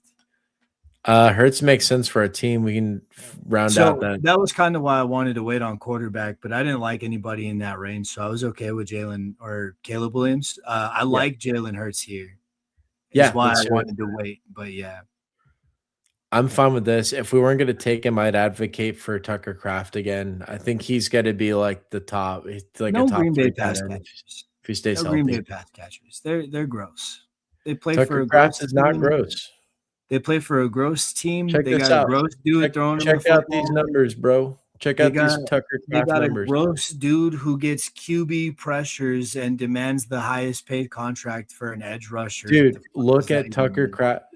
Look at these targets for yeah. Sure, that's all good. That's all good. but he plays for the Packers. And you really want that on your team? There's multiple 30 points here in 8 weeks. This guy would have been like the tight end 3 or 4 last year if he didn't get hurt. And he's going But he at did get hurt, and he plays for the Packers. That's the double whammy, Matt brother. LaFleur was asked who's the number one Are receiver you on the thinking team. two negatives are making a positive in this case, and it's a net positive for Tucker Kraft because he got hurt last year and he plays for the Packers that he will succeed this year? No, I'm saying Matt LaFleur last year was asked who the number one receiver is Of course on the it's team, Tucker and he Kraft. goes, It's fucking him or Matthew Golden. What the he fuck are we says, "Why talking about? can't the tight end be the number one receiver Yeah, on the he team?" has to be in Green Bay because they don't have any real receivers out there. Christian Watson's a real receiver, and so is Yeah, Jaden he's a Reed. real receiver 3. He would be wide receiver 3 in most offenses. And he's wide Christian Watson receiver would only 1. be wide receiver 3 on the Cowboys. He'd be wide receiver 2 almost anywhere, and probably a better wide receiver 1 than maybe half the teams. What's the X to disagree? That's the red dead button, right? Let's see the receiver ones on. Okay, he's not better than Justin Jefferson, All right. but he is better than any Chargers receiver. I'd rather have Jacoby Myers. No, than Christian Watson. That's foolish. That's foolish. You're foolish. Myers is just a dude I'd who's rather gonna run a have deep crosser. I'd rather have Wan'Dale Robinson. I'd rather have unknown commodity Malachi Fields. I really like no, dude. Yeah. Yeah. Get out of here. Yeah. No, Get I won't get outta out of here. I'm gonna stay right here in this lobby. Right here. In this draft room. And you're gonna hear me. Then I need to start drafting against your teams because I want your lobbies where you're not taking Christian Watson. Instead, you're pulling up Malachi Fields. You're going, but the thing is, you're drafting Christian Watson in the 6th and 7th rounds. I'm waiting on Malachi till the 15th and beefing up everywhere else in the meantime. I'm getting the same production at the end of the draft that you're getting in the middle rounds. I want you in my drafts. I don't want you drafting with me. We're back on the clock here. All these picks are terrible for let me guess, you want Fannin. No, I'm just kidding. I'm going to queue up Laporta. Yeah, Laporta's good. I do not like the Browns this year. I'm staying away for as much as I can, which it sucks because I had a bunch of KC Concepcion before the NFL draft, and then he landed in that spot. And could he do something? Yes, but disappointing. And yeah, all these other Browns pieces, I don't care for him at their price. I great. Think if we get away from stupid Deshaun Watson at quarterback, then Cleveland will be fine. But I digress. Yeah, they might not, right? They might start him. But if Shedeur plays well, then we'll be all right. But if Deshaun Watson's playing quarterback, we're fucked. If you just take all the Browns at cost, like Judkins, at the same range he's going as DeAndre Swift. Swift's got to score more points than Judkins this year, just because the offense is that much better, and it's got Ben Johnson as a coach. I don't believe in Jadarian Price is going at the same ADP. I'd rather have Jadarian Price. Yeah, I'd rather have Jadarian Price. So there's running back, and then David Montgomery. I'd much rather have Montgomery. All the running backs around Judkins, except for maybe arguably Travion Henderson, are safer bets. I want Judkins over all the committee dudes. Like anybody who's even got a thought of a timeshare in their head. I want him over them. But I wouldn't want him over the Javonte Williams. I wouldn't want him over Bijan or Jameer or anything like that. Oh no, yeah, that's extreme. Right. I'm saying is anybody who's got a lead back role solidified, they're going to get about 75 to 80% of their team's backfield touches. Yeah, I obviously don't want, because that's what I think that Judkins is share will be. I think he'll be in that 75 to 80% range of usage out of the running back pool. So comparing him to those other guys, he's the lowest on that totem pool, but I want him above pretty much everybody else. Like both Minnesota guys, I want him above Breece Hall. I want him above all the Chicago running backs. I want him above the Chargers running backs. If there's even a threat of a committee, I would rather have Judkins than the threat of a committee. Back on the clock here. We got a 2-2-3-1 shaping up. Pick with your heart. Pick with your heart here. 2. The range is good. There's a lot of value here. Monungai might be all right. Jared Goff is going to be good all If season you long. at all like Monungai, I just clicked on him because I don't have him at all. I don't believe in this player at all. Well, I don't pretty believe in the much. Chicago backfield to have anybody solidified success, but in that range, there's no reason not to.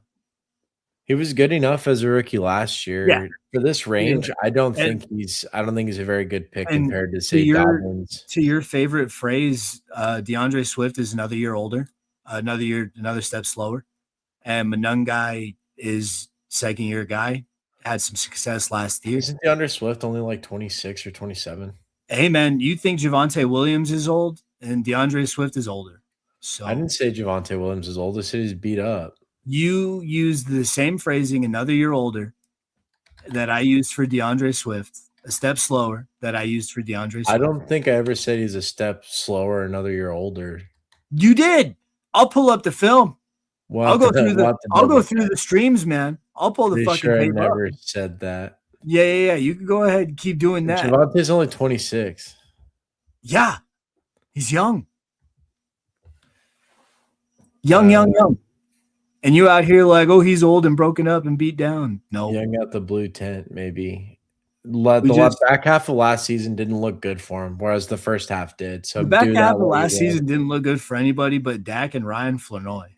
Do with it what you will, but yeah, he definitely lost efficiency. That could have been for a number of reasons. Offensive line injuries, it could have been anything, right? Well, we did look a little banged up. And also the team pretty much checked out a little bit too. They definitely weren't trying to win games down the stretch. Yeah, and Javonte was I don't know. He's a really good running back. I just don't envision the mid-season tank for Dallas this year.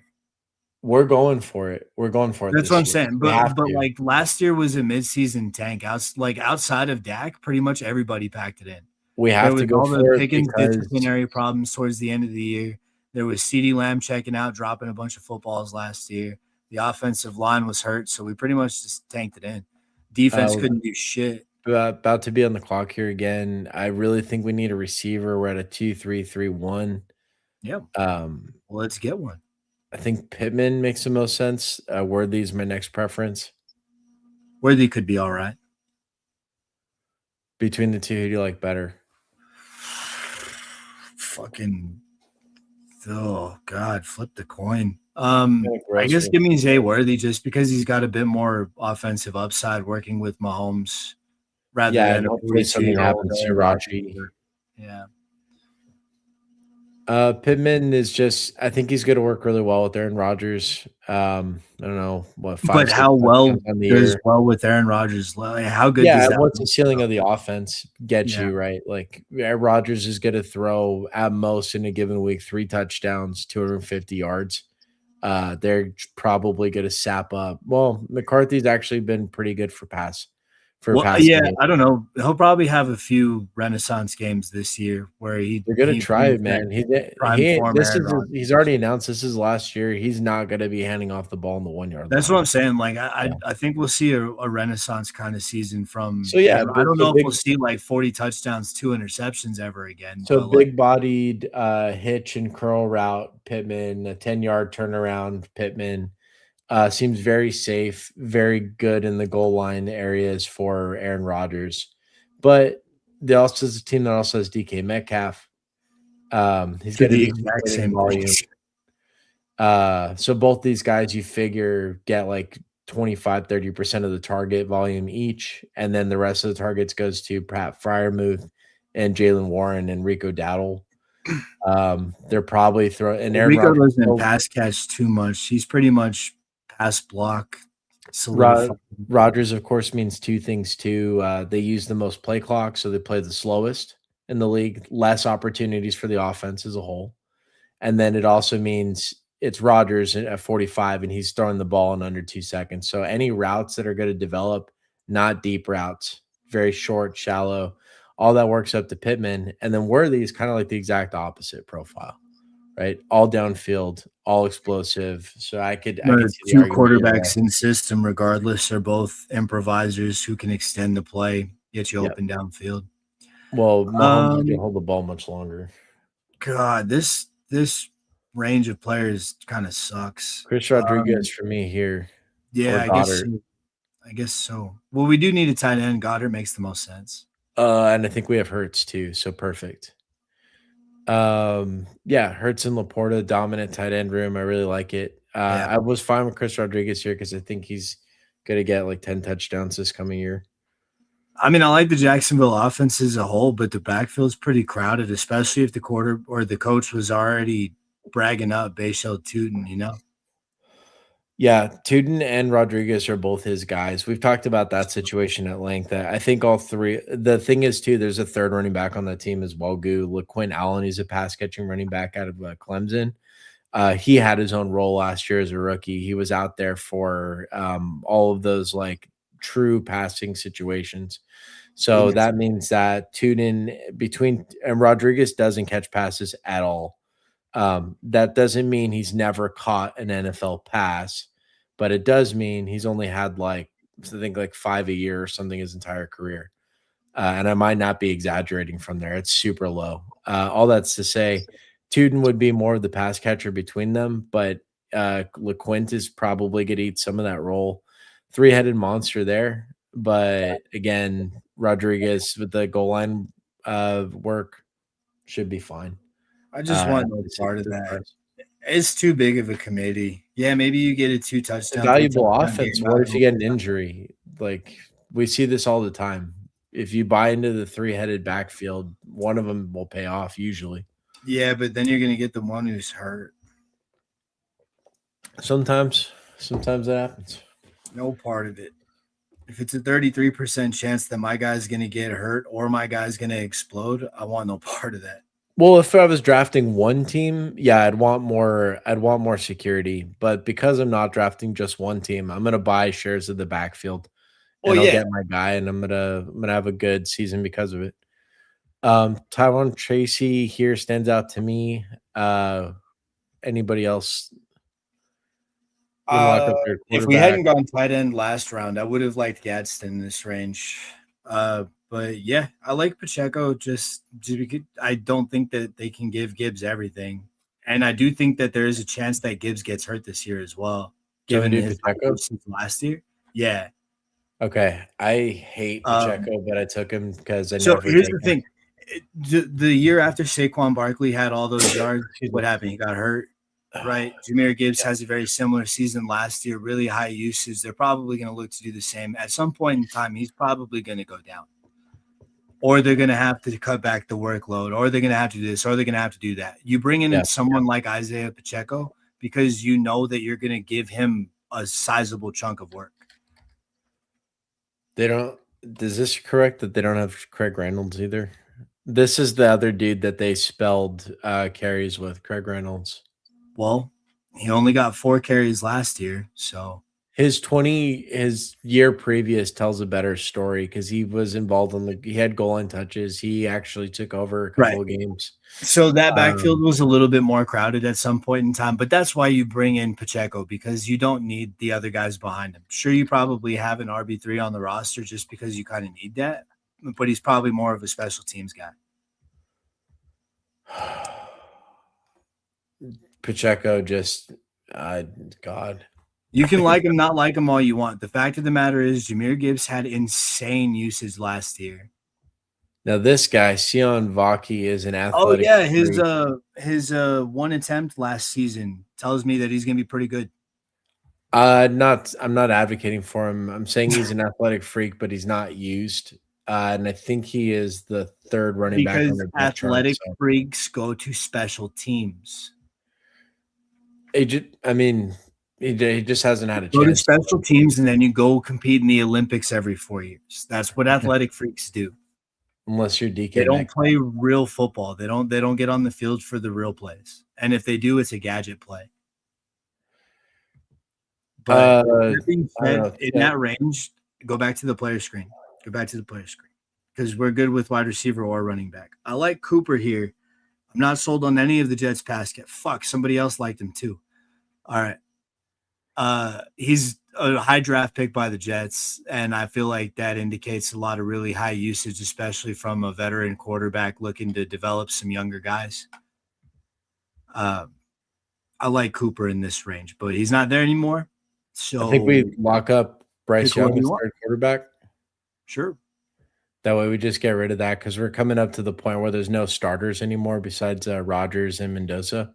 Well, I'd like Rodgers, to be honest. If he would make it to us, if we But pick yeah, next on to the turn, yeah, I don't know 163, if we'd be able to get him in the next one. we're probably not because we're seeing all the legit starters go by like 155, and so like his ADP is now 160. He was going at 205 like 3 weeks ago or 2 weeks Yeah, ago. because people just weren't sure if he was going to play or not. Yeah, not me. I took him 30. I've got like 35% of him. I was gonna let that ship sink. I made the same mistake with Carr like last season. He actually retired. That sucked. The pre-draft best ball stuff. I That would have really touched sucked. Carr last year just because he He's had trying the to play injury this year. So what the hell happened last year, Carr? What happened? It's because he had the injury the season before that I would have that like if he's even on the bubble, chances are he's probably leaning more towards not playing. I don't know. Whatever. Man. The quarterback position is fickle. You probably don't feel as bad as the people who drafted Andrew Luck in droves the year that he decided to retire in the middle of a preseason game. That would suck. That would have sucked. So There must have been dudes who bet like because that's like Andrew. Oh man, Andrew people Luck is not only probably lost. Yeah, people probably lost their houses because Luck retired. the whole offense. Yeah, was gone in 1 year. Yeah, he's amazing. And then it was like for the next 5 years, they were just shit up until the Daniel Jones 7-game win streak last year or whatever it was. The 7-1 they never start. recovered. And they still really didn't because after that 7-1 start, they fucking tanked. Yeah, Phillip Rivers starting is not good signs for your franchise. Well, when your starter is Daniel Jones to begin with, it's not like you had high hopes for the season. But then somehow he overcame the low hopes that you had for him. And then you were like, oh, man, maybe something could finally go right. And then it doesn't. They've got an offensive guru there, right, with Steichen. Honestly, this is what they get for moving on from Peyton Manning so fast when he had another few years left in the tank and wanted to be in Indianapolis. Yeah, I can't This believe is the Manning curse. This is why Peyton Manning goes on Peyton's places and goes around to other places and breaks curses because he put a curse on the Colts. The luck curse. The curse of the luck, yeah. The curse of the luck. That was that's the alternate name for the Luck of the Irish Disney Channel original movie. Yeah, it started out with the curse of the luck, and they were like, it's not on the nose enough. It's my step. It's better if we call it the Luck of the Irish and then make it about Irish people. Yeah. Give him pointy ears. You know, it was actually a really sweet movie too, because it presented the importance of allowing immigrants to come into the country and grow the population and grow the culture and be part of it. It is a very forward-looking movie for people would call it woke. If it came out today, people would call it woke. They would be like, oh, they're just pro-immigration and blah, blah, blah, blah, blah. And it's like, what are you talking about, bro? This is it was pretty standard messaging at the time. I did like how it was all couched in America regardless. Except for that part where they were playing the Irish games. That was pretty dope. Yeah, that was pretty sweet. We're back on the clock here. Do we want to get a fifth running back or receiver? Keaton Mitchell, Algier, Spears all stand out. Receivers, not a lot, but Tesla. We got Flournoy. Hey, is Tyreek Hill going to play this year? Depends what you think about his knee. He's another year older, another step. Another step slow. Yeah, that's Troy's favorite. Troy's two favorite phrases to apply to anybody over the age of 22. He blew up. Another year older and another step slower. His knee is in like several pieces. Last year, it was bad. He had a terrible, terrible injury. So why the hell is ADP still at 160? Because he got reconstructive procedures, and the big rumor is Kansas City, and he actually visited Kansas City earlier this year. Everyone thinks he's basically in a handshake deal with the Chiefs, like he's going to sign, but they're just waiting right now. And I think he Make had sure he's some of all the. medically cleared and stuff. Didn't he also have like some like legal issues or something too last year? I don't know. I know he had some stuff a few years ago. So if he does play, my guess is the Chiefs, and they could definitely use him. Nah, they got Zay Worthy. They'll be fine. Zay and Rashi, right? Well, essentially they brought in Zay Worthy to fill what the Tyreek Hill role used to be, but So because they don't have prime Travis Kelce, it doesn't work the same. Yeah.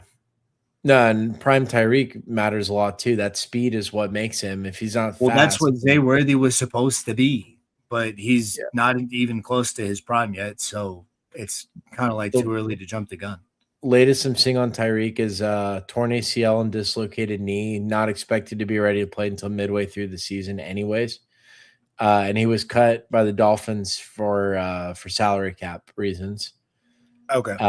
So he might not physically be ready to play this coming year, but if he does, it would be with the Chiefs, and that's why his average draft position is still high on DraftKings. Underdog, though, he does go at the back of drafts. Like the difference between the two sites is typically considered like more professional versus amateur play, or just in general, the sharper drafts are on Underdog. The more informed population is usually playing on Underdog, whereas DraftKings has kind of like the floodgates to all the newbies and stuff like that. So yeah, sharper crowd doesn't think he's as valuable. He definitely could be if he plays this year, though. All right, 3-4-5-2. We probably need a fifth running back here. I really like Bigsby. Brian Robinson makes sense. Who do we have on the top of our roster right now? Jesus, we're not going to come back in time. Taylor or Chase Brown. Quick, go back. Yep. Robinson. Yep. I was just trying to see if we had any of our handcuffs, but no. No, but our running back room is kind of shaky. Like we have big question marks and the depth pieces. These two starters are solid, right? Taylor and Chase Brown. You have question marks in the depth pieces. I think Monunga is going to take a huge step forward this season, and we're going to have just banked on it getting at 95. We're going to have gotten like we should have like a running back who should have gone in the 60s and 70s. We're going to have got him in the 90s. So Monunga has had his moments last season against some bad defenses. When this happened with the Eagles, I think they were actually beat up, but he could take a step forward. I didn't see it from him last year personally. I didn't see like big explosive runner. I saw him take advantage of bad teams and struggle against others. He's just kind of a rookie last year. I don't know. It's hard to put your finger on it. What I do know is that the Bears did not add anybody. So they're bringing back Swift. He's another year older, another step slower. Another step slower. It's Troy's two favorite phrases. My favorite sayings. To anybody who's over the age of 22 years old. Then they're clearly leaning on Monunga's role from last year again. We think the Bears are going to be better than they were last year. So, yeah, he's probably the thing is, like, he goes around Rico Dowdle. I'd rather have Dowdle. Just because you like the name better. No, I just think that Dowdle's like the goal line back for the Steelers, whereas Monunga, I don't know. It could be 50-50 to him. Pittsburgh's a fucking mess of a team right now. I wouldn't touch anybody but Aaron Rodgers, really. I mean, I might get a piece of Pittman. I might get a piece of. You don't like Warren? Freiermuth. I love Warren with Rodgers. I think he's going to catch but that's what I'm saying. Like, it's because of Warren that I don't want to touch Dowdle. I think that Rodgers is going to keep both running. He can sustain both running backs, but the offense as a whole might not. Rico has caught passes before, but Rico doesn't consistently catch passes. I think he can. I think he can. I mean, he's had to before, but he's not. That's not his bag. Like as of late, I think we saw enough pass volume between Gainwell and Warren where I'm not that worried about Dowdle catching like 3 to 4 a game or something. I think he can totally get there and Warren get there too. Does Dowdle catch as well as Gainwell catches? Because Gainwell will be a receiver. Dowdle's a pretty good pass catcher. My point being with the Gainwell thing is that there's enough pass volume to running backs with Rodgers there, but we're back in the clock. Njoku in this range if we need a tight end. We do need to wrap up the tight end room, but we could also use another wide receiver, and Flanoy is still here. At We also take 189. Bell. Yeah, we got to take him now because he's not going to make it to the turn Yeah. if we want him. Yeah. Yeah, and I think that where receiver Oh, drops wow. off after this, we kind of We've want never one. taken Ryan Flournoy before. I hope it works out for us. Man, like he's in the 17th, 18th round for all these, or 16th round here. I'm not worried. It's so about hard picking not to him. take him because he's sitting there at the 16th round and he's going to have 4 to 8 touchdowns on the year. It's like, do you want 3 free spike weeks at the back of your draft for receiver when you've been drafting running back heavy at first? And Yeah, I kind of want that. That's 3 free spike weeks if nothing goes wrong in Dallas's offense. If one of the if top everything 2 stayed the receivers same. goes down at all, there's Yeah. so much more production going for Ryan Flournoy. Look at that 13 target week happened because the receiver was hurt. That 6 target week happens, 9 target week, 2, 3. It's consistent. It's consistently bad in the middle of the season, though. I'll be honest there. But George Pickens and CeeDee Lambs are running fucking wild. It's like we talked about. I mean, Dak is just such a prolific passer. He's got to raise a lot of ships, right? With him. And his whole bag too is like, I mean, he forces the ball every now and then to CeeDee Lamb just because you got to keep 88 involved. But it's really whoever the play is for is whoever gets the ball. Like, yep. And the play design in Dallas, let's be honest, has actually been pretty good the last couple seasons. That maybe Dak is still working through his progressions, but you can kind of tell the plays are working out the way they're supposed to.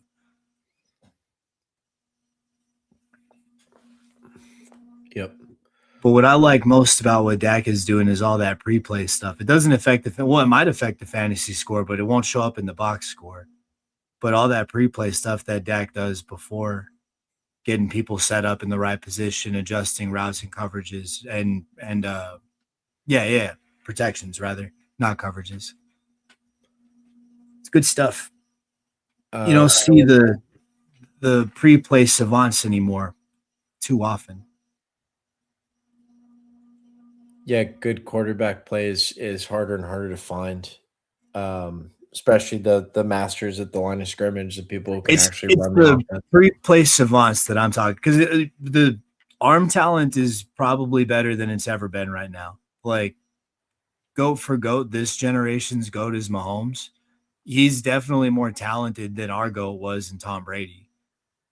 Yeah. But he's not as good of a quarterback. Yeah. I can see what you're saying with that. It was the same argument for Aaron Rodgers versus Tom Brady back when they were both in their prime. Like, I thought far and away Aaron Rodgers was a lot more pleasing to look at. Like, if I was going to watch a football game and I was going to show it to somebody who had never seen football before, I would rather show them Aaron Rodgers than Tom Brady. I thought Aaron Rodgers was better. Yeah, I don't know. Okay, back on the clock here. We can go more receiver depth with Tank Dell. We can round out tight ends with Njoku. Njoku fell perfectly into our lap. I like that. Yeah, and he's way past ADP. We should probably wrap him up here. Yeah, pick him up. Yeah. It's so the ADP value as well. Something you said a little earlier kind of is making me take DraftKings ADP with a grain of salt now. Yeah. We are working with a bit more of a amateur base.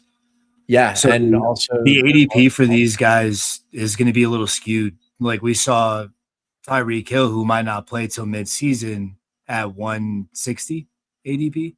Yeah. So with ADP on DraftKings, take it with a grain of salt. But if you do find underdog that you're getting value at ADP, go ahead and buy the value. I was just say too, there have been studies on how much ADP actually matters, right, for these basketball teams. Basically, just how does a player actually project out versus where they get taken. Yeah. What they end up finding out is this it's kind of obvious, but players before pick 150, the ADP matters more than after 150, and it's truer the earlier in the draft goes. So that's to say, the difference between the first first round ADP in the second, like pick, I don't know, 8 versus pick 15, that 7 pick difference is so much more massive than a 70 pick difference between pick 150 and 220. Yeah. Like after 150, it's all kind of a coin toss, anyways. What are we talking about here with these caliber of players? Tank Dell, we think if he's healthy, he could be receiver 1 for the or receiver 2 for the Yeah, just because Nico's as good as he Nico. is. Yeah, Yeah. but even then, Tank Dell had 170-yard games in the past, and So like multiple. they're a very George games. Pickens, CD Lamb duo when they're both healthy. In fact, Yeah. they were the original George Pickens, CD Lamb duo. Except Tank Dell's not nearly the physical specimen that Lamb is, but you could see a lot of that downfield over the middle usage and the speedster with Dell, right? But all that's to say, we're talking about 3 to 4 spike weeks we need at this point in the draft, 2 to 3, 2 or 4. Right. Earlier you're not on, drafting for your first round consistent pick, floors. you need Pick consistent 180 on. production, or you will not win. Yeah. Yeah. So that's, I mean, from what is it? What is this? Like round 15 onward, you're not drafting for a consistent floor. You're drafting for Upside. weeks to supplement your roster. Like if you've got bye weeks, you need somebody who can spike in the bye week. You need that. Real quick on the clock here, we got 5 running backs already. I think we can hold out for Davis later, so that puts us to receiver, and I think Wicks, Horton, and Brazel are all the best here. We don't have a lot of Horton or Wicks, so either one of those two will probably be all right for this team. Let's go Wicks because we have Hurts, and so this gives us another Eagles player. Wait, yeah, we have Hurts on this team, so that gives us another Eagles player in the stack. Also, I just think Wicks is a very good talent, and he's probably going to be the number 2 receiver, or could be the number 2. Mekhi Lemon just got drafted in the first round, dog.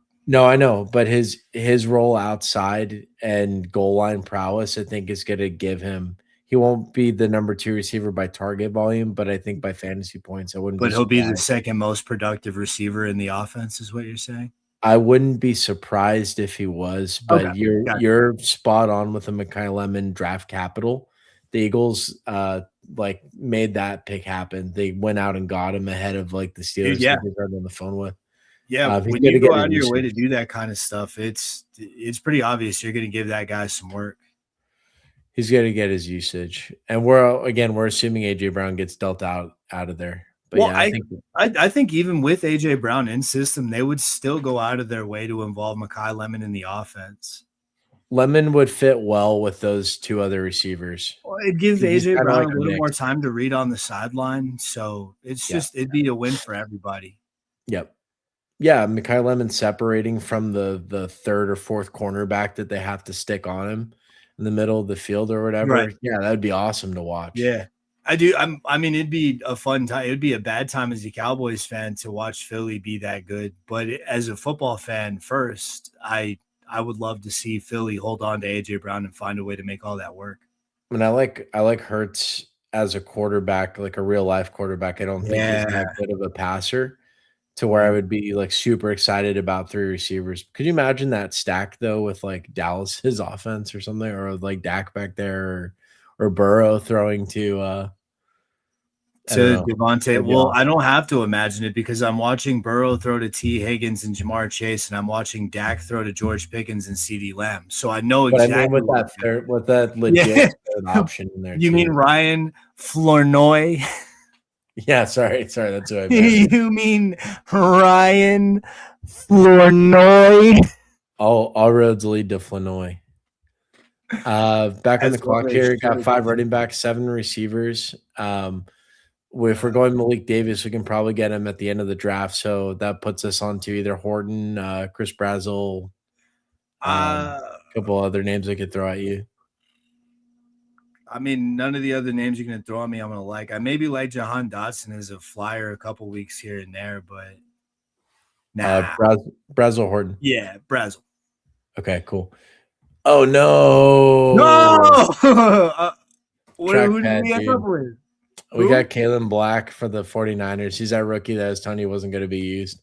Hey, we might make out like bandits here because McCaffrey just played a 17-game season.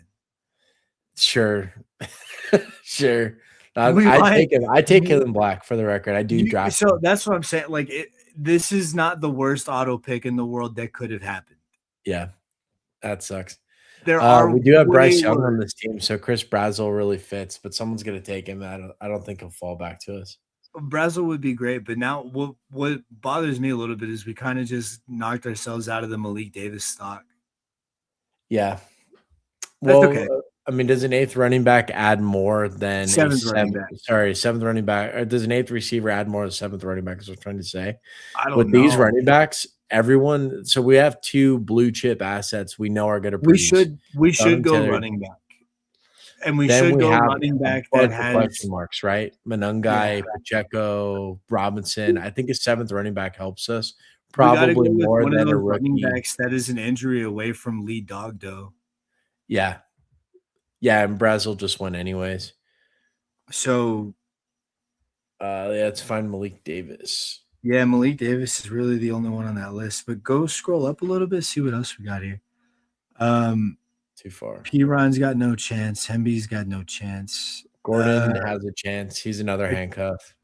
Shen might get some playing time, but he's not going to get a ton of playing time. No, not. I don't know anything about his team, He's got Hubbard and another good running back in front of him. I forgot who they but had. Hubbard does get hurt a little bit. He's got, I think it's Brooks is the other back, or he might be a receiver. It's Jonathan Brooks. Yeah, that's right. That's right. Yeah. Oh, no! Someone sniped. No, we're so fucked. To me, that leaves Ollie Gordon here. This guy was. I guess because Achane does get hurt, so we might be. Well, that in there. What if they don't finish out the season with HM, which I think is likely because what are they playing for? Well, yeah, what are they playing for? And the NFL doesn't do that, bro. You only get 17 games. They play all the games. They totally do. HN will have a slight ankle tweak, and he's got to rest. Well, that's an injury. That's not a team packing it in. That means he's hurt. Sure. He could, yeah. Gordon, I only go by what the teams fucking tell me, bro. Yeah. If they tell me the guy is hurt, then the guy's fucking hurt. Okay, guy? If you want to question it and be a skeptic, then you question it and be a skeptic. Let me just read these players to get the recap before comment. Let me skeptically read these players real quick to everybody. Caleb Williams, Jonathan Taylor, Chase Brown, Devontae Smith, Jalen Waddle, Rome Odunze, Sam Laporta, Kyle Manungai, Jalen Hurts, Xavier Worthy, Dallas Goedert, Isaiah Pacheco, Bryce Young, Isaac Tesla, Brian Robinson, Ryan Flanoy, David Njoku, Dontavian Wicks, Kalen Black, and Ollie Gordon rounds it there. Your thoughts on our team, sir? I hate them all. Same. This team sucks. Actually, this is a pretty solid team, man. Yeah, it kicks ass. Troy's pretty down on these running backs, but I do believe that there is actual upside with Manungai, especially since we really only need him to give us some sort of flex potential. We drafted heavy receiver and receivers who I believe will give us actual weekly production. So we really only need that flex position to hit here and there, maybe 4 times on the season, 5 times on the season. I think Manungai is more than capable of doing that. Great bench, to be honest. I'm not super excited about Black just because I don't like the San Francisco offense's ability to stay healthy. But we'll see how that goes. We might have struck gold on that, no pun intended, on the 49ers team. Nice. But we might have struck gold on that because of McCaffrey having played a full season last year. He very may well take a reduced workload or get injured this year, which will open up some opportunities for the depth players. I don't always take the 49ers back up, but when I do, I split it just straight up in half between Kalen Black and Jordan James. I think they're whoever they are, yeah, as equally likely. But that's always been the case for the San Francisco running backs. You want to get a piece of them because you know that team is going to emphasize the ground game, but you don't know who is going to actually be the guy. Take the Raheem Mostert years. Like we didn't know who he fucking was. That's and then crazy. There he was reeling off 200-yard games because the actual starter was hurt. Or Raheem Mostert's backup when Raheem Mostert would get hurt. Like you didn't know who it would be with the 49ers, but you did know that their running game was going to be strong. So every year you do want to get a piece of them because the offensive line is still good. The quarterback play is still solid. The receivers are still a bunch of weird collections of wide receiver twos for other teams, but they make it work somehow, Yeah, some the way. 49ers, the beat reporters lie to you the entire season, preseason, all the way through. Shanahan lies to you. And so you end up in these situations where you're just guessing in who the backup running back is. All I mean, Isaac Guerrero last year, and then everybody and their mother thinking that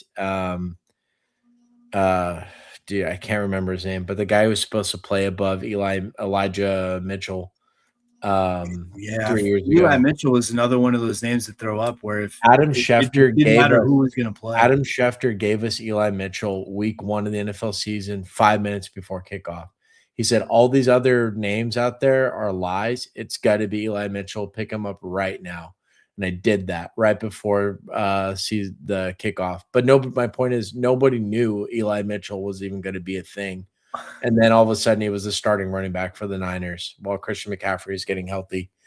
It's crazy. Goodness me, the 49ers. So I just take some Jordan James and take some Kalen Black, and whoever it ends up being, good for me. Either way, I would rather have a bunch of other handcuffs back there, though. I'm much more confident in, but it's as good as any when it comes down to just needing an injury. Well, to be fair to us, our preferred pick would have been Malik Davis, who's Javonte Williams' backup, and for Troy's point, he does believe that Javonte Williams did actually lose a step last year. Yeah. More specifically towards the back end. So it could have been an injury, right? The other end of it, he is now another year older, and he was another step slower last year. So we'll see how it goes this year. I do think Malik Davis is in line for a bit of an increased workload regardless, though, just because he played so well at the end of last season when they were feeding him all those carries in the last couple games. Yeah, and they're not doing it. They're not going to give it to Jaden Blue. Yeah, apparently they hate Jaden Blue. What if they're doing what San Francisco is doing and they're lying to us and Jaden Blue's actually going to be the starter this year?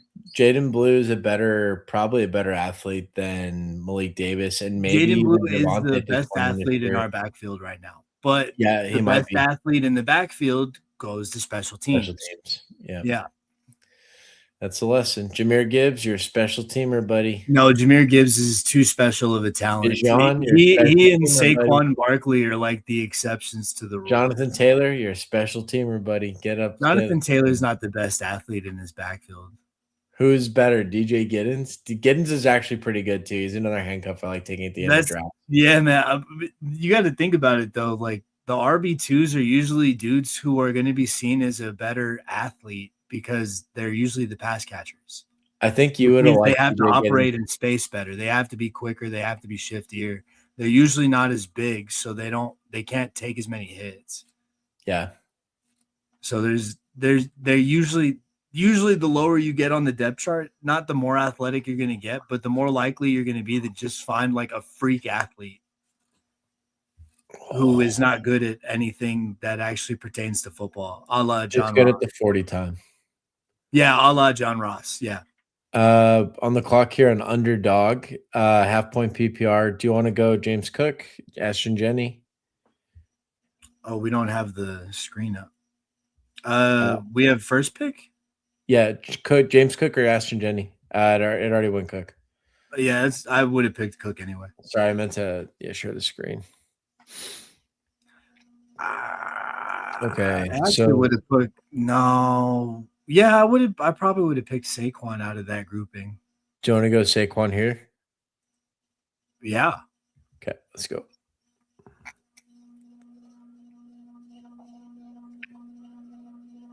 Yeah, I just mix all these guys up. I don't really have a preference. So the only spots I'm avoiding for the most part is Achane and McCaffrey. And even then, I just take them, like I said, half as many times, and I don't full fit these guys. It's hard to ignore McCaffrey if you have like the 108 and he's there. Yeah, Like if like weirdly enough, you're at the 110. I saw him sitting there at the 110. Well, you could just I see know him almost have a reduced role all year, and then they need these wins at the end of the season, and then he's getting like 25 touches a game all of a sudden at the back half of the year, and that's because they absolutely have to have those wins. Yeah, but does that justify the first round tag for him though? Yeah, if McCaffrey Like, does what if what those McCaffrey first does 10 for you in the games are fantasy lackluster? playoffs, yeah, Yeah. that absolutely justifies it. If They've those got first 10 games are lackluster, you wasted your first round pick on 10 points to 12 points a game. I disagree, but what it ends up coming down to is does I because of the situation I'm saying, like if McCaffrey scores 10 to 15 points for the first 10 games, and then scores his usual 25, 30, 35, 40 the back half of the season, any combination thereof, that's someone I would take at pick 8.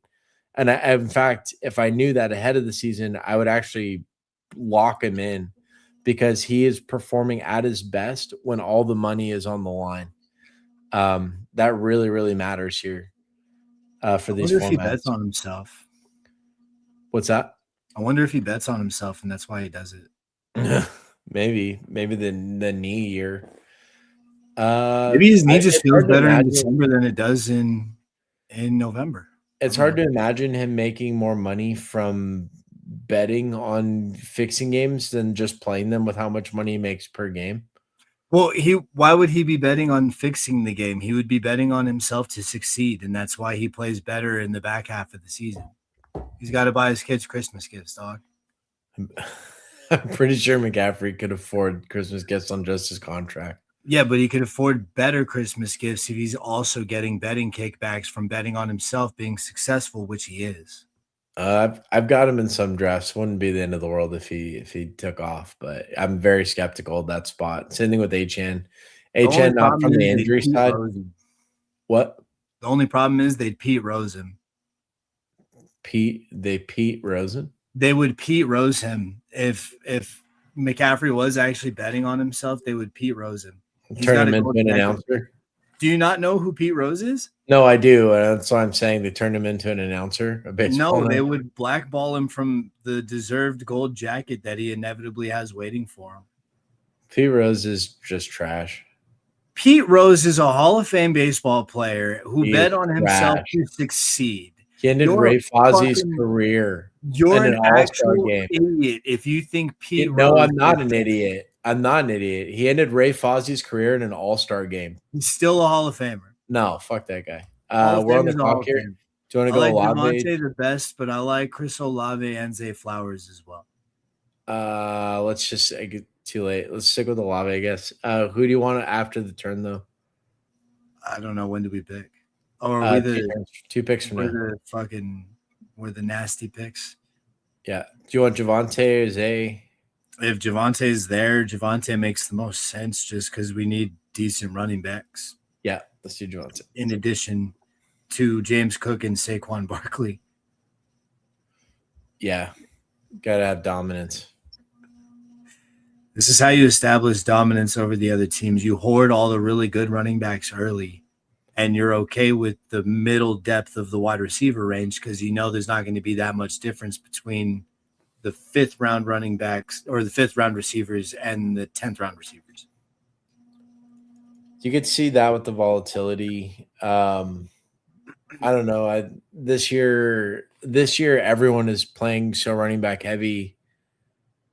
It's just tempting to go running back lighter because if there's just 2 injuries to key players, like a Saquon injury and then all the Bixby shares hit, and you went receiver, like elite receiver, and then an elite tight end or elite QB, you could really separate this year because everyone is going so heavy running back so early.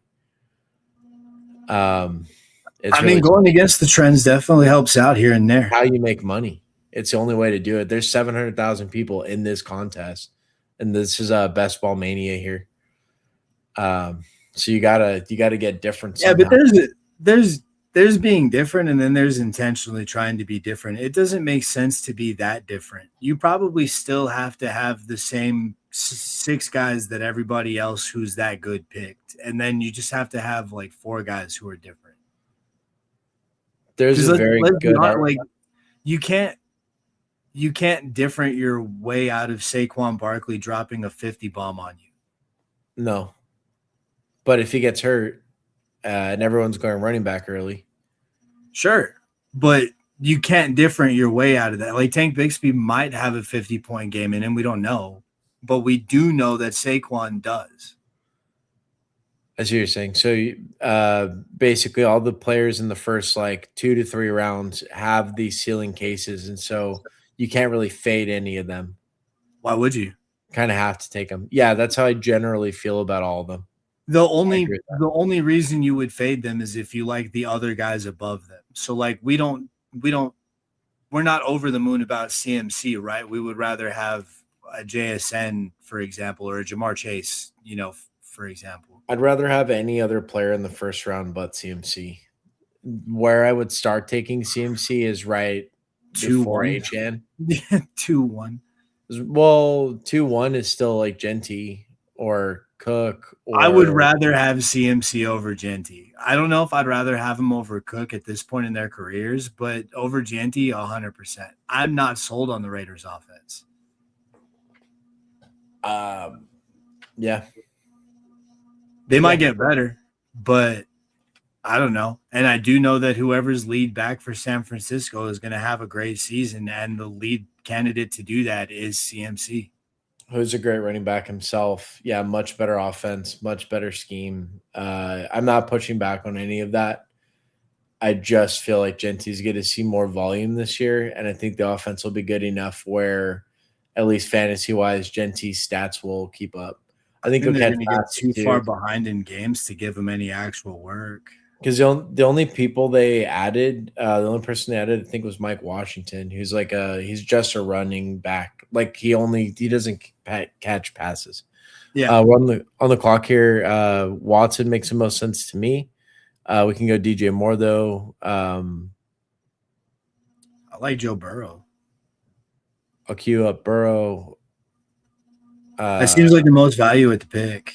Because that's like 350 to 380 fantasy points versus whatever DJ Moore and Christian Watson are going to get. I think the quarterback said go, okay, we're going to be on the clock here again. We got the chance for Watson or Moore.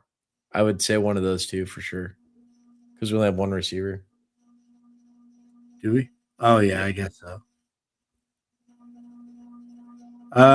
Yeah, either one. They're both the same guy to me, except Watson's a little worse because he plays for Green Bay, but...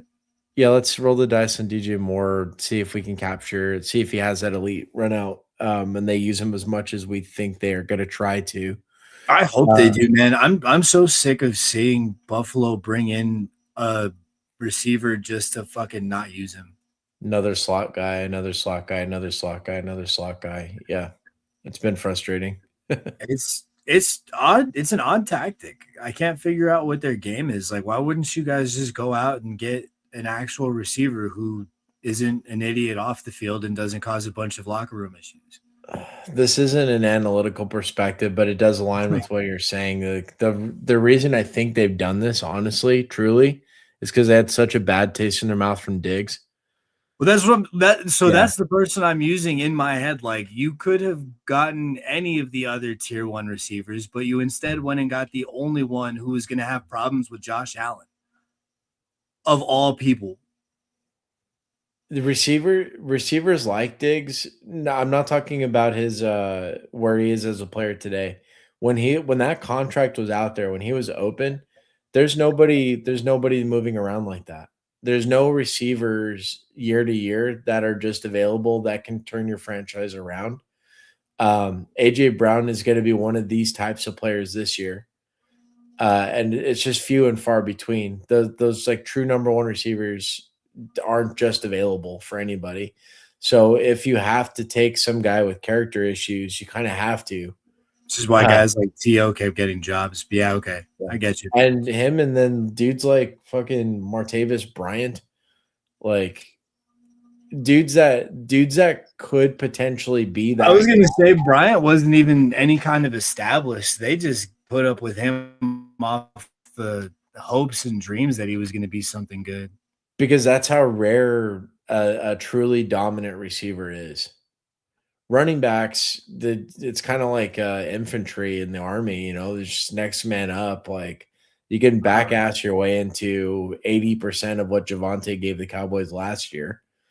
Right? That's kind of what we thought the Monungai play was. I would say. I mean, Dallas literally did do that when they brought out Rico Dowdle as the lead back that one year. Yeah. Like, the fuck were we doing? To be fair, I did think that Rico Dowdle was ready to take on a bigger role. I didn't think he was ready to take on the solo role in an offense. He proved himself a much better player than anyone gave him a chance to, and he did it as like a career practice squad guy. Rico is like a hero. He's an everyman's hero for sure, but he is also an everyman's running back. Like, he just does the job really, which is pretty phenomenal thing to do. Yeah. There are not a lot of people who can say that they can do the job of an NFL player. We're going to be back on the clock here real quick. It's a fast clock. So do you want to go like Sutton, Addison? We can go Rico or Kyle Monungai. I think I'd rather go Godwin in this. Rico might be all right. I'm okay with Godwin. Yeah, Rico might be all right. It's because the Minnesota offense, I don't like it. I think the Denver offense is going to be really good, but they're playing some pretty solid defenses and some revamped defenses this year. I got Godwin because the clock ran out there, but do you want us to queue up Rico, Sutton? Oh, I mean, and honestly, in this range, it's all good. It's all the same thing to me. I'm a little hurt that I put myself in the position. I told you to take Joe Burrow earlier, and my boy Dak is just sitting there waiting for me. We can go Dak here. Is this a best ball? Yeah, this is a best ball. Go Dak. The quarterback room of Joe Burrow and Dak Prescott, if they don't get hurt, we're so fucking set. We are set.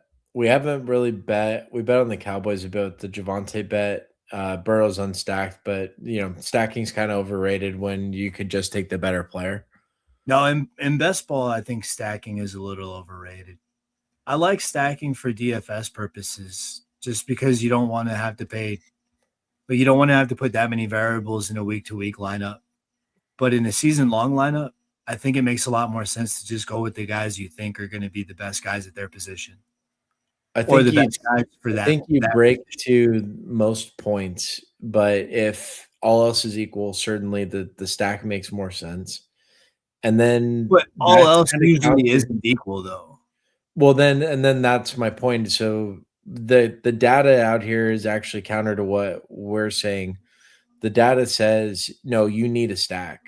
All the winning teams have had multiple quarterbacks stacked up. And the reason why is because, of course, they spike in those playoff weeks. And if a team goes off, you want as many pieces of that team as possible at once.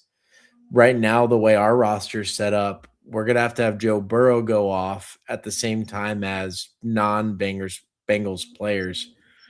And the team that has Burrow with Chase or Burrow with Higgins and he's going off, they're gonna get more points that week.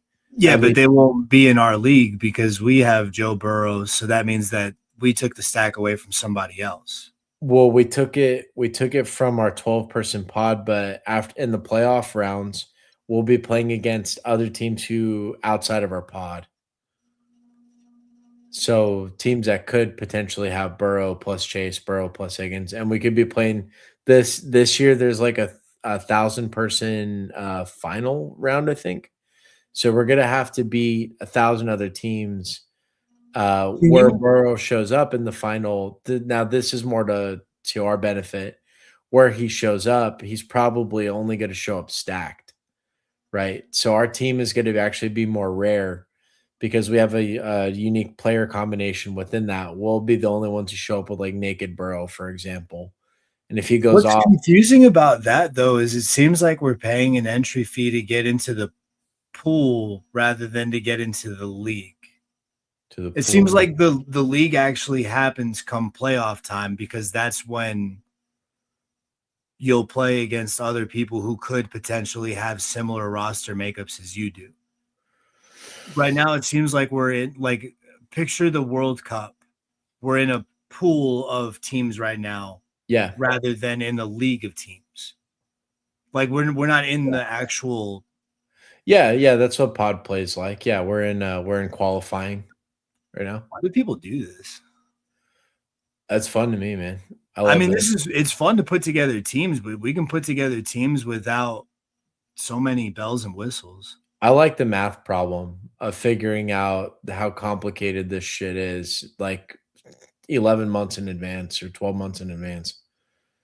Back on the clock here. Probably want to go running back, receiver. Tight ends kind of got pushed. Kittle's 117 next. I'm good with Chris Rodriguez or Dobbins here, really.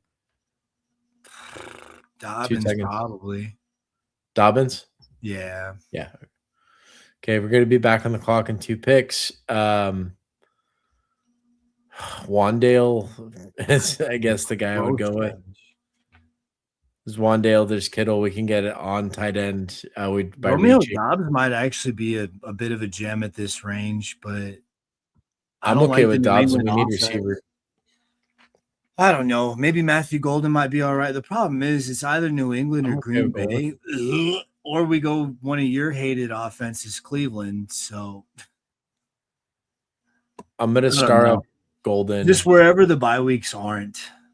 Yeah. Oh, we're good on all that. Okay. Golden aligns well from that perspective. He should have a bigger role this year. He's gotten a lot of talk from Packers veterans. And of course, the team as a whole did very important thing, which was ship off Dobbs and also ship off Wicks, who have been the two of the guys that have figured more heavily in the rotation. So the receivers were all expressing frustration, Dobbs included, by the way, about their roles. So LaFleur gets rid of 2 of them. We should see a much more consolidated offense around the 3 remaining plus Tucker Kraft. Y'all aren't happy with your roles on the team, okay? Well, you got no roles with the team, okay? Which was fucking Dobbs. Like, what leverage does Romeo Dobbs have to say that I'm a better receiver, or I should be paid more, or I should, like, come on. He's a very solid X. He did evolve. That's what it was, like, because he put together solid production in the previous role that he had played, so he wants a bigger role. Yeah, but he can't do anything Christian Watson can't do. Watson's bigger, faster, and stronger, and can do more routes than. I don't know what you're seeing in Christian Watson. That dude is. He's a good player, man. Mid. No, he's not mid. He's mid as hell, bro. No, he's not. If he stayed healthy, he'd be a top 15 player every year. Mid as fuck. I'd rather have whoever this fucking Jaden Higgins is over Christian Watson. You know Jaden Higgins, don't you? No, I really don't know. The problem is I don't watch enough Houston games to know their wide receiver 4.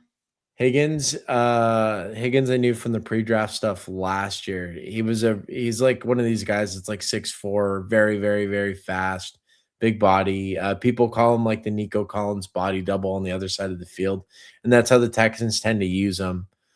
They both line up outside. They both do similar kind of routes. When Nico was injured last year, Higgins kind of filled that role, just big X, like power. Higgins caught a lot last year. I think a lot of touchdowns. Could definitely take a step forward. I like him a lot, but we are relying on Stroud improving or at least staying the same, and I just haven't seen it from Stroud. I also don't think Collins will necessarily get injured next year. So what's that going to mean for the overall passing volume for the Texans? Probably not great for, second or third options receiving, especially because like Schultz is the second receiver really for the Texans. And if Tank Dell comes back, then Higgins is even more out of the way. I like him less than the receivers that go around him, like Khalil Shakir, like Golden, like all those guys. All that being said, I'd rather have him over Christian Watson. Yeah. Yeah. Back on the clock here. You want to get a second quarterback, Malik Willis or Cameron Ward or Darnold, or do you want to get a Um, first tight end? we don't have any Cam Ward exposure. We don't have any Sam Donald exposure, rather. I clicked Isaiah Likely Darnold. might be all right. Who are the other tight ends in the range? I clicked Darnold there. Oh, that's fine. So we got two. We're up in 2 picks. Tight ends are going to be Likely, then Gadsden and Sadiq. It's pretty much Likely is who I want, but this guy's got no tight ends that's drafting now. I'd be surprised if he doesn't take him. Wow. All right, Likely yeah, so. let's get him.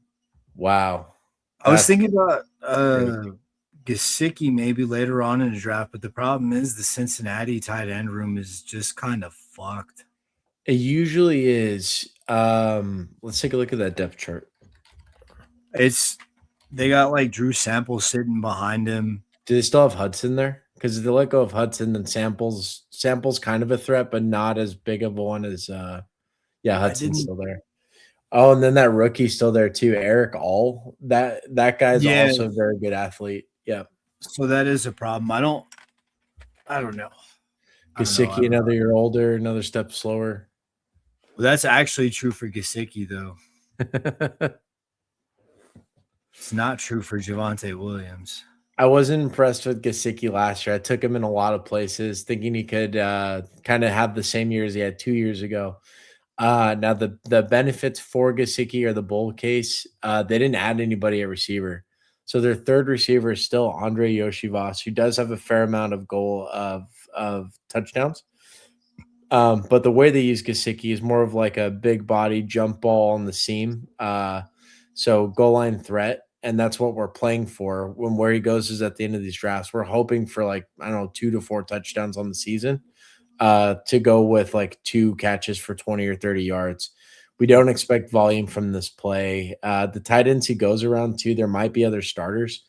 We'll get to this when we get to the end of the draft, but I frequently find myself with 1 or 2 tight ends, and I need a third or even a second tight end starting past Njoku. And if I have to pick between these guys, Gesicki is likely to give me 2 spike weeks is the way I look at it. Probably. Ferguson is a much better deep touchdown target, though, for a similar offense, we can call it, but one that's actually going to use tight ends a lot more. So I like his ability to spike more than Gesicki. Stowers runs like a 4-4 or something at tight end. He's going to be the second one on his team, though, outside of Goddard. They have a lot of competition. It still hurts throwing the ball. It's not like there's going to be all the passing yards and volume in the world. So Stowers is not as good as Gesicki or Ferguson for me, though he's a much better athlete than both of them. And then of course Njoku is the guy I would take above those other guys. Dulcich, they didn't add anybody in Miami at tight end. It's still Waller's threatening to come back from retirement, but I don't think he does. So if there's nobody else in that room, Dulcich was actually like a very, very, very good tight end prospect in college, and he flashed with the Broncos a few times. He just had to go with Sean Payton offenses and the Russell Wilson experience. I think Dulcich could get he's the volume candidate, in other words, back here. Everyone else we're talking about we need touchdowns for, or else it won't happen. He's the one guy who could catch you 5-6 passes a game, because Miami doesn't have anybody. They just have Malik Washington as their leading receiver, and that guy's a slot receiver. They have the Caleb Douglas rookie, and then I think Nick Westbrook-Ikini plays for them. So he might be and Jalen Tolbert. So there's no competition for Dulcich there at the end. I really like Dulcich there at the end. So yeah, I'd mix in Gesicki with all those guys. We're back on the clock here. I think Trey Tucker stands out to me. I don't know who you like from these names. Juwan Johnson might be all right, but I think we're solid on tight end for a second. I don't know. I'm going to keep Tucker. Yeah, Tucker might be okay. It's either Tucker or Jalen Naylor, but I like Tucker a little bit more. One of those two guys is going to be the number one receiver for the Raiders. Naylor profiles more as a slot, though. Tucker, of course, has that 4.3 speed, plays outside. So he's, to me, he's a number one receiver there. But I feel like for the first few weeks of this season, Kirk O'Chains is going to be out here just slinging that thing. you want to get Spears here? Either him or Brian Robinson. Same kind of situation for me. I don't think I got it. Oh, I barely got Spears in time. That was close. Yeah, I could have gone either way there. Yeah. Well, the thing is, Brian Robinson might be the better late round handcuff just because Bijan gets so much usage throughout the season. Running backs get hurt. Yeah. And with high usage, there's a good chance that he gets hurt. So it's good to have the backup, the handcuff for that guy. I think that's given the people around him, who's that Dylan Sampson in the same range? Like, just given the quality of running backs around a guy like Brian Robinson, I feel like you're not missing out taking him. Tank Bigsby going after this whole range makes no sense to me whatsoever. I think he's the strongest because of Saquon. It's because of Saquon. But I get it. I get where you're coming from is the same place that I'm coming from. A high usage running back. Why aren't you taking the handcuffs? Saquon's also older and he's had season-ending injuries before. I don't only think Tank Bigsby has his handcuff upside. They actually just use him too during games. And he's probably because he looked as if not as electric, more than Saquon as a runner last year. I struggled with seeing, but yeah, Bigsby but what if he's still, kind of banged up? He's another year older, another step slower. He's probably not going to still be hurt, but there's a chance that he gets hurt again. Yeah. But just as far as the handcuff plus the actual talent, I just think he's past pick 150. He's like the best running back on the board by a long shot. Robinson I have as a close second there, but it's all the same bet. Is the starting running back going to get injured? Robinson doesn't sit past Bigsby usually. No, Robinson usually goes first.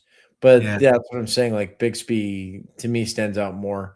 We ended up taking Tyjae Spears, of course, and his situation I think is like similar offense to Robinson. Like the Falcons, you could say the Falcons and the Titans might be as successful as each other. Probably edge to the Titans there, I'd say, on a more successful outcome. Spears is interesting because in the coach speak, like the Titans coaches have been asked about the running back situation, especially with Nick Singleton getting drafted there. And the coaches, for some reason, I think I shared this with you before, but they always mention Spears and they add in Pollard like they forgot he was on the team. Like, oh yeah, Tyjae Spears can catch these passes and he can do this. And then, and then Pollard's like a good running back too. They're doing the 49ers shit where you don't know who the starter is, but we all know it's going to be Pollard. Starter is, and I know Pollard is going to start for that team. We all know it's going to be Pollard. That's why they're probably doing what they're doing is they're just talking up their backups. The backups. Okay. Yeah.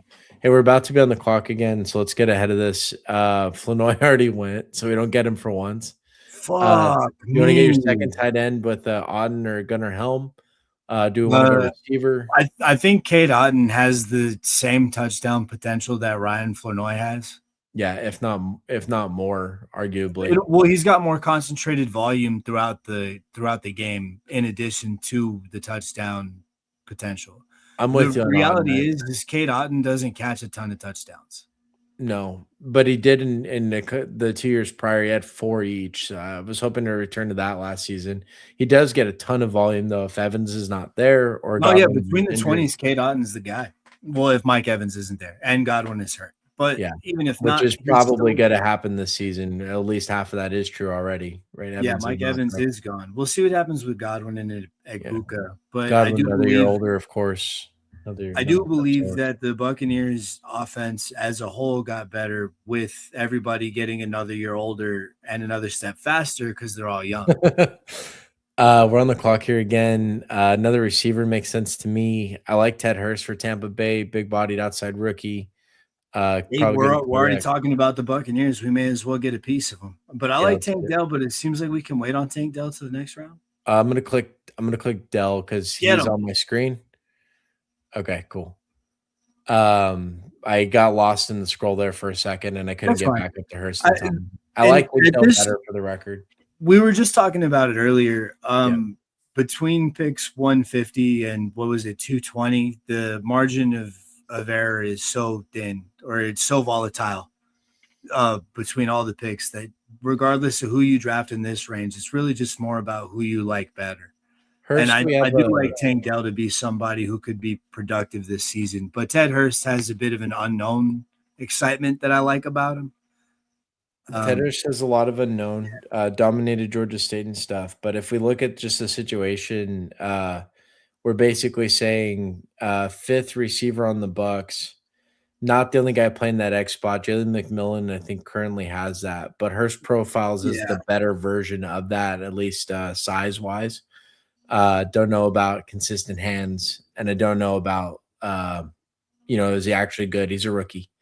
Yeah. We already, but there's multiple mouths to feed there, and if you contrast that with Tank Dell, if Tank Dell comes back in the Houston offense and he's healthy, he's a number 2 receiver, undisputed. Yep. Higgins isn't going to be better for him. Jalen Noel's not going to be better for him, and they got rid of Mechie and Xavier Hutchinson. So Tank Dell's going to go with much less target competition at being a better player. I think that's why I prefer Tank Dell to Hurst, but I'd still like Hurst for where he goes. Like this end of the draft, like yeah, you can absolutely mix him in. Yeah. Baker's like Dak. Like if you're on the field, Sterling Baker's open Shepard guy still gets the gets ball. targets. Yeah. Oh, You open know? guy gets the ball. Yeah. Or Yeah. if Baker's feeling spicy, then it's most covered guy gets the ball. And that might be Hurst. Like he's going to be the biggest body jump ball guy they have this year. I like when Baker's feeling spicy, man. That's fun for football.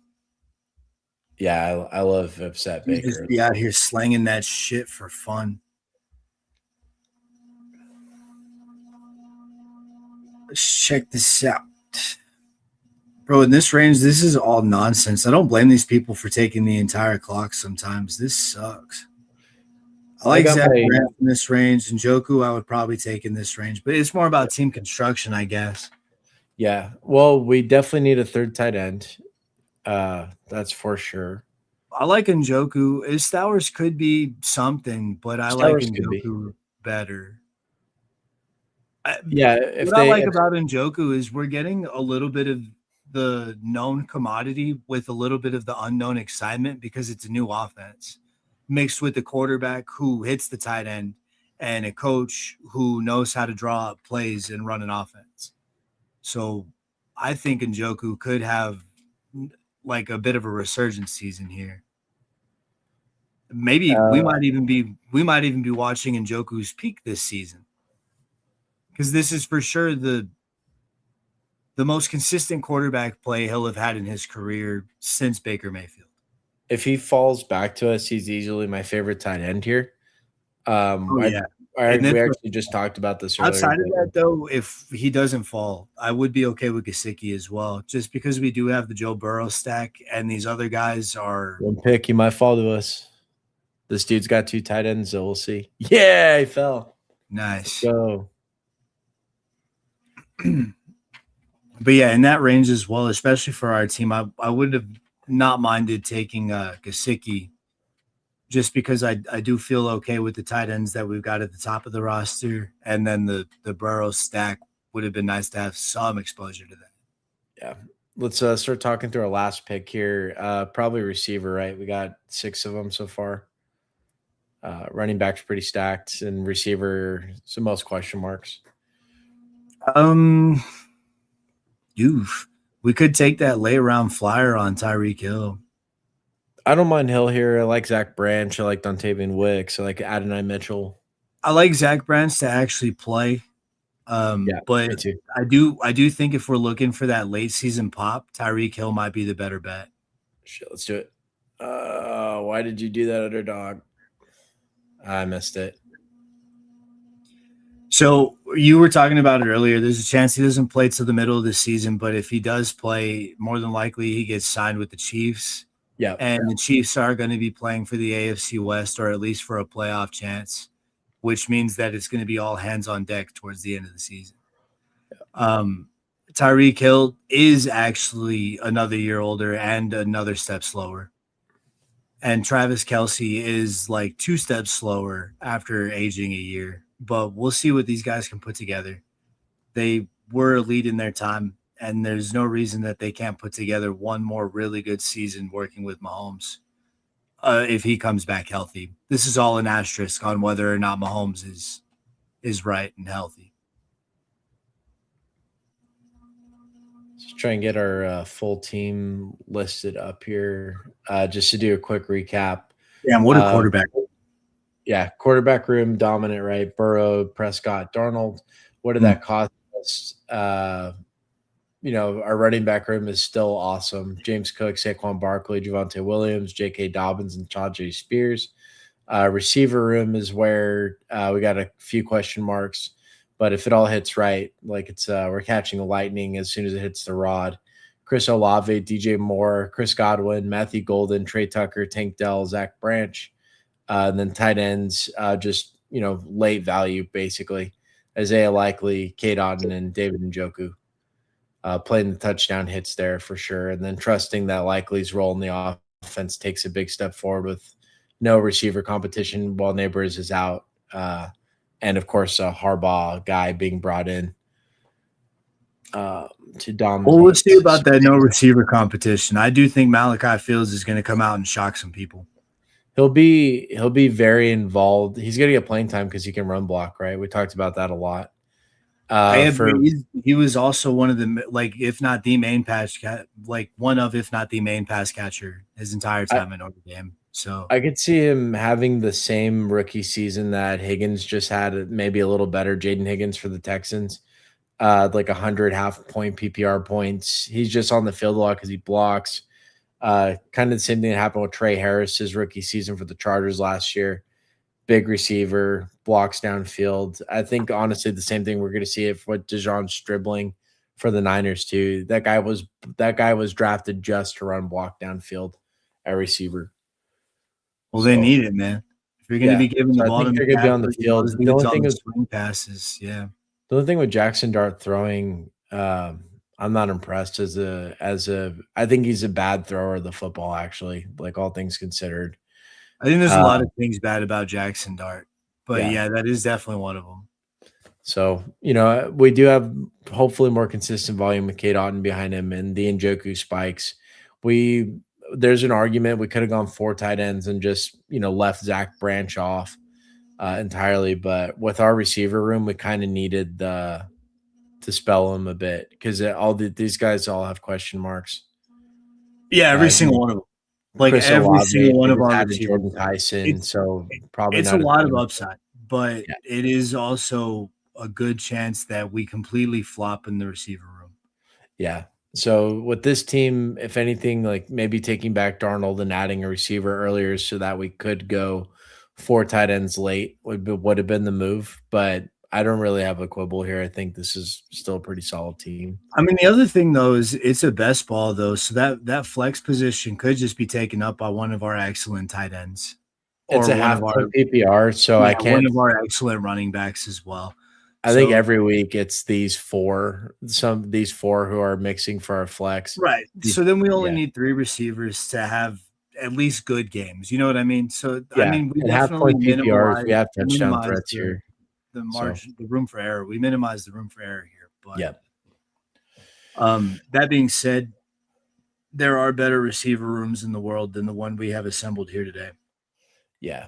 I still like it though, especially if Godwin doesn't get hurt. If he doesn't get hurt, this team looks. If Godwin and Olave both stay healthy, we fucking did hit. Like we really did. Yeah. But if they get hurt and Tank Dell doesn't come back and do anything, we kind of just punted this lineup. Yeah, that's all good to me. It's a lot of I mean, that's the thing. When you're drafting this early in the offseason, those ifs are okay to have.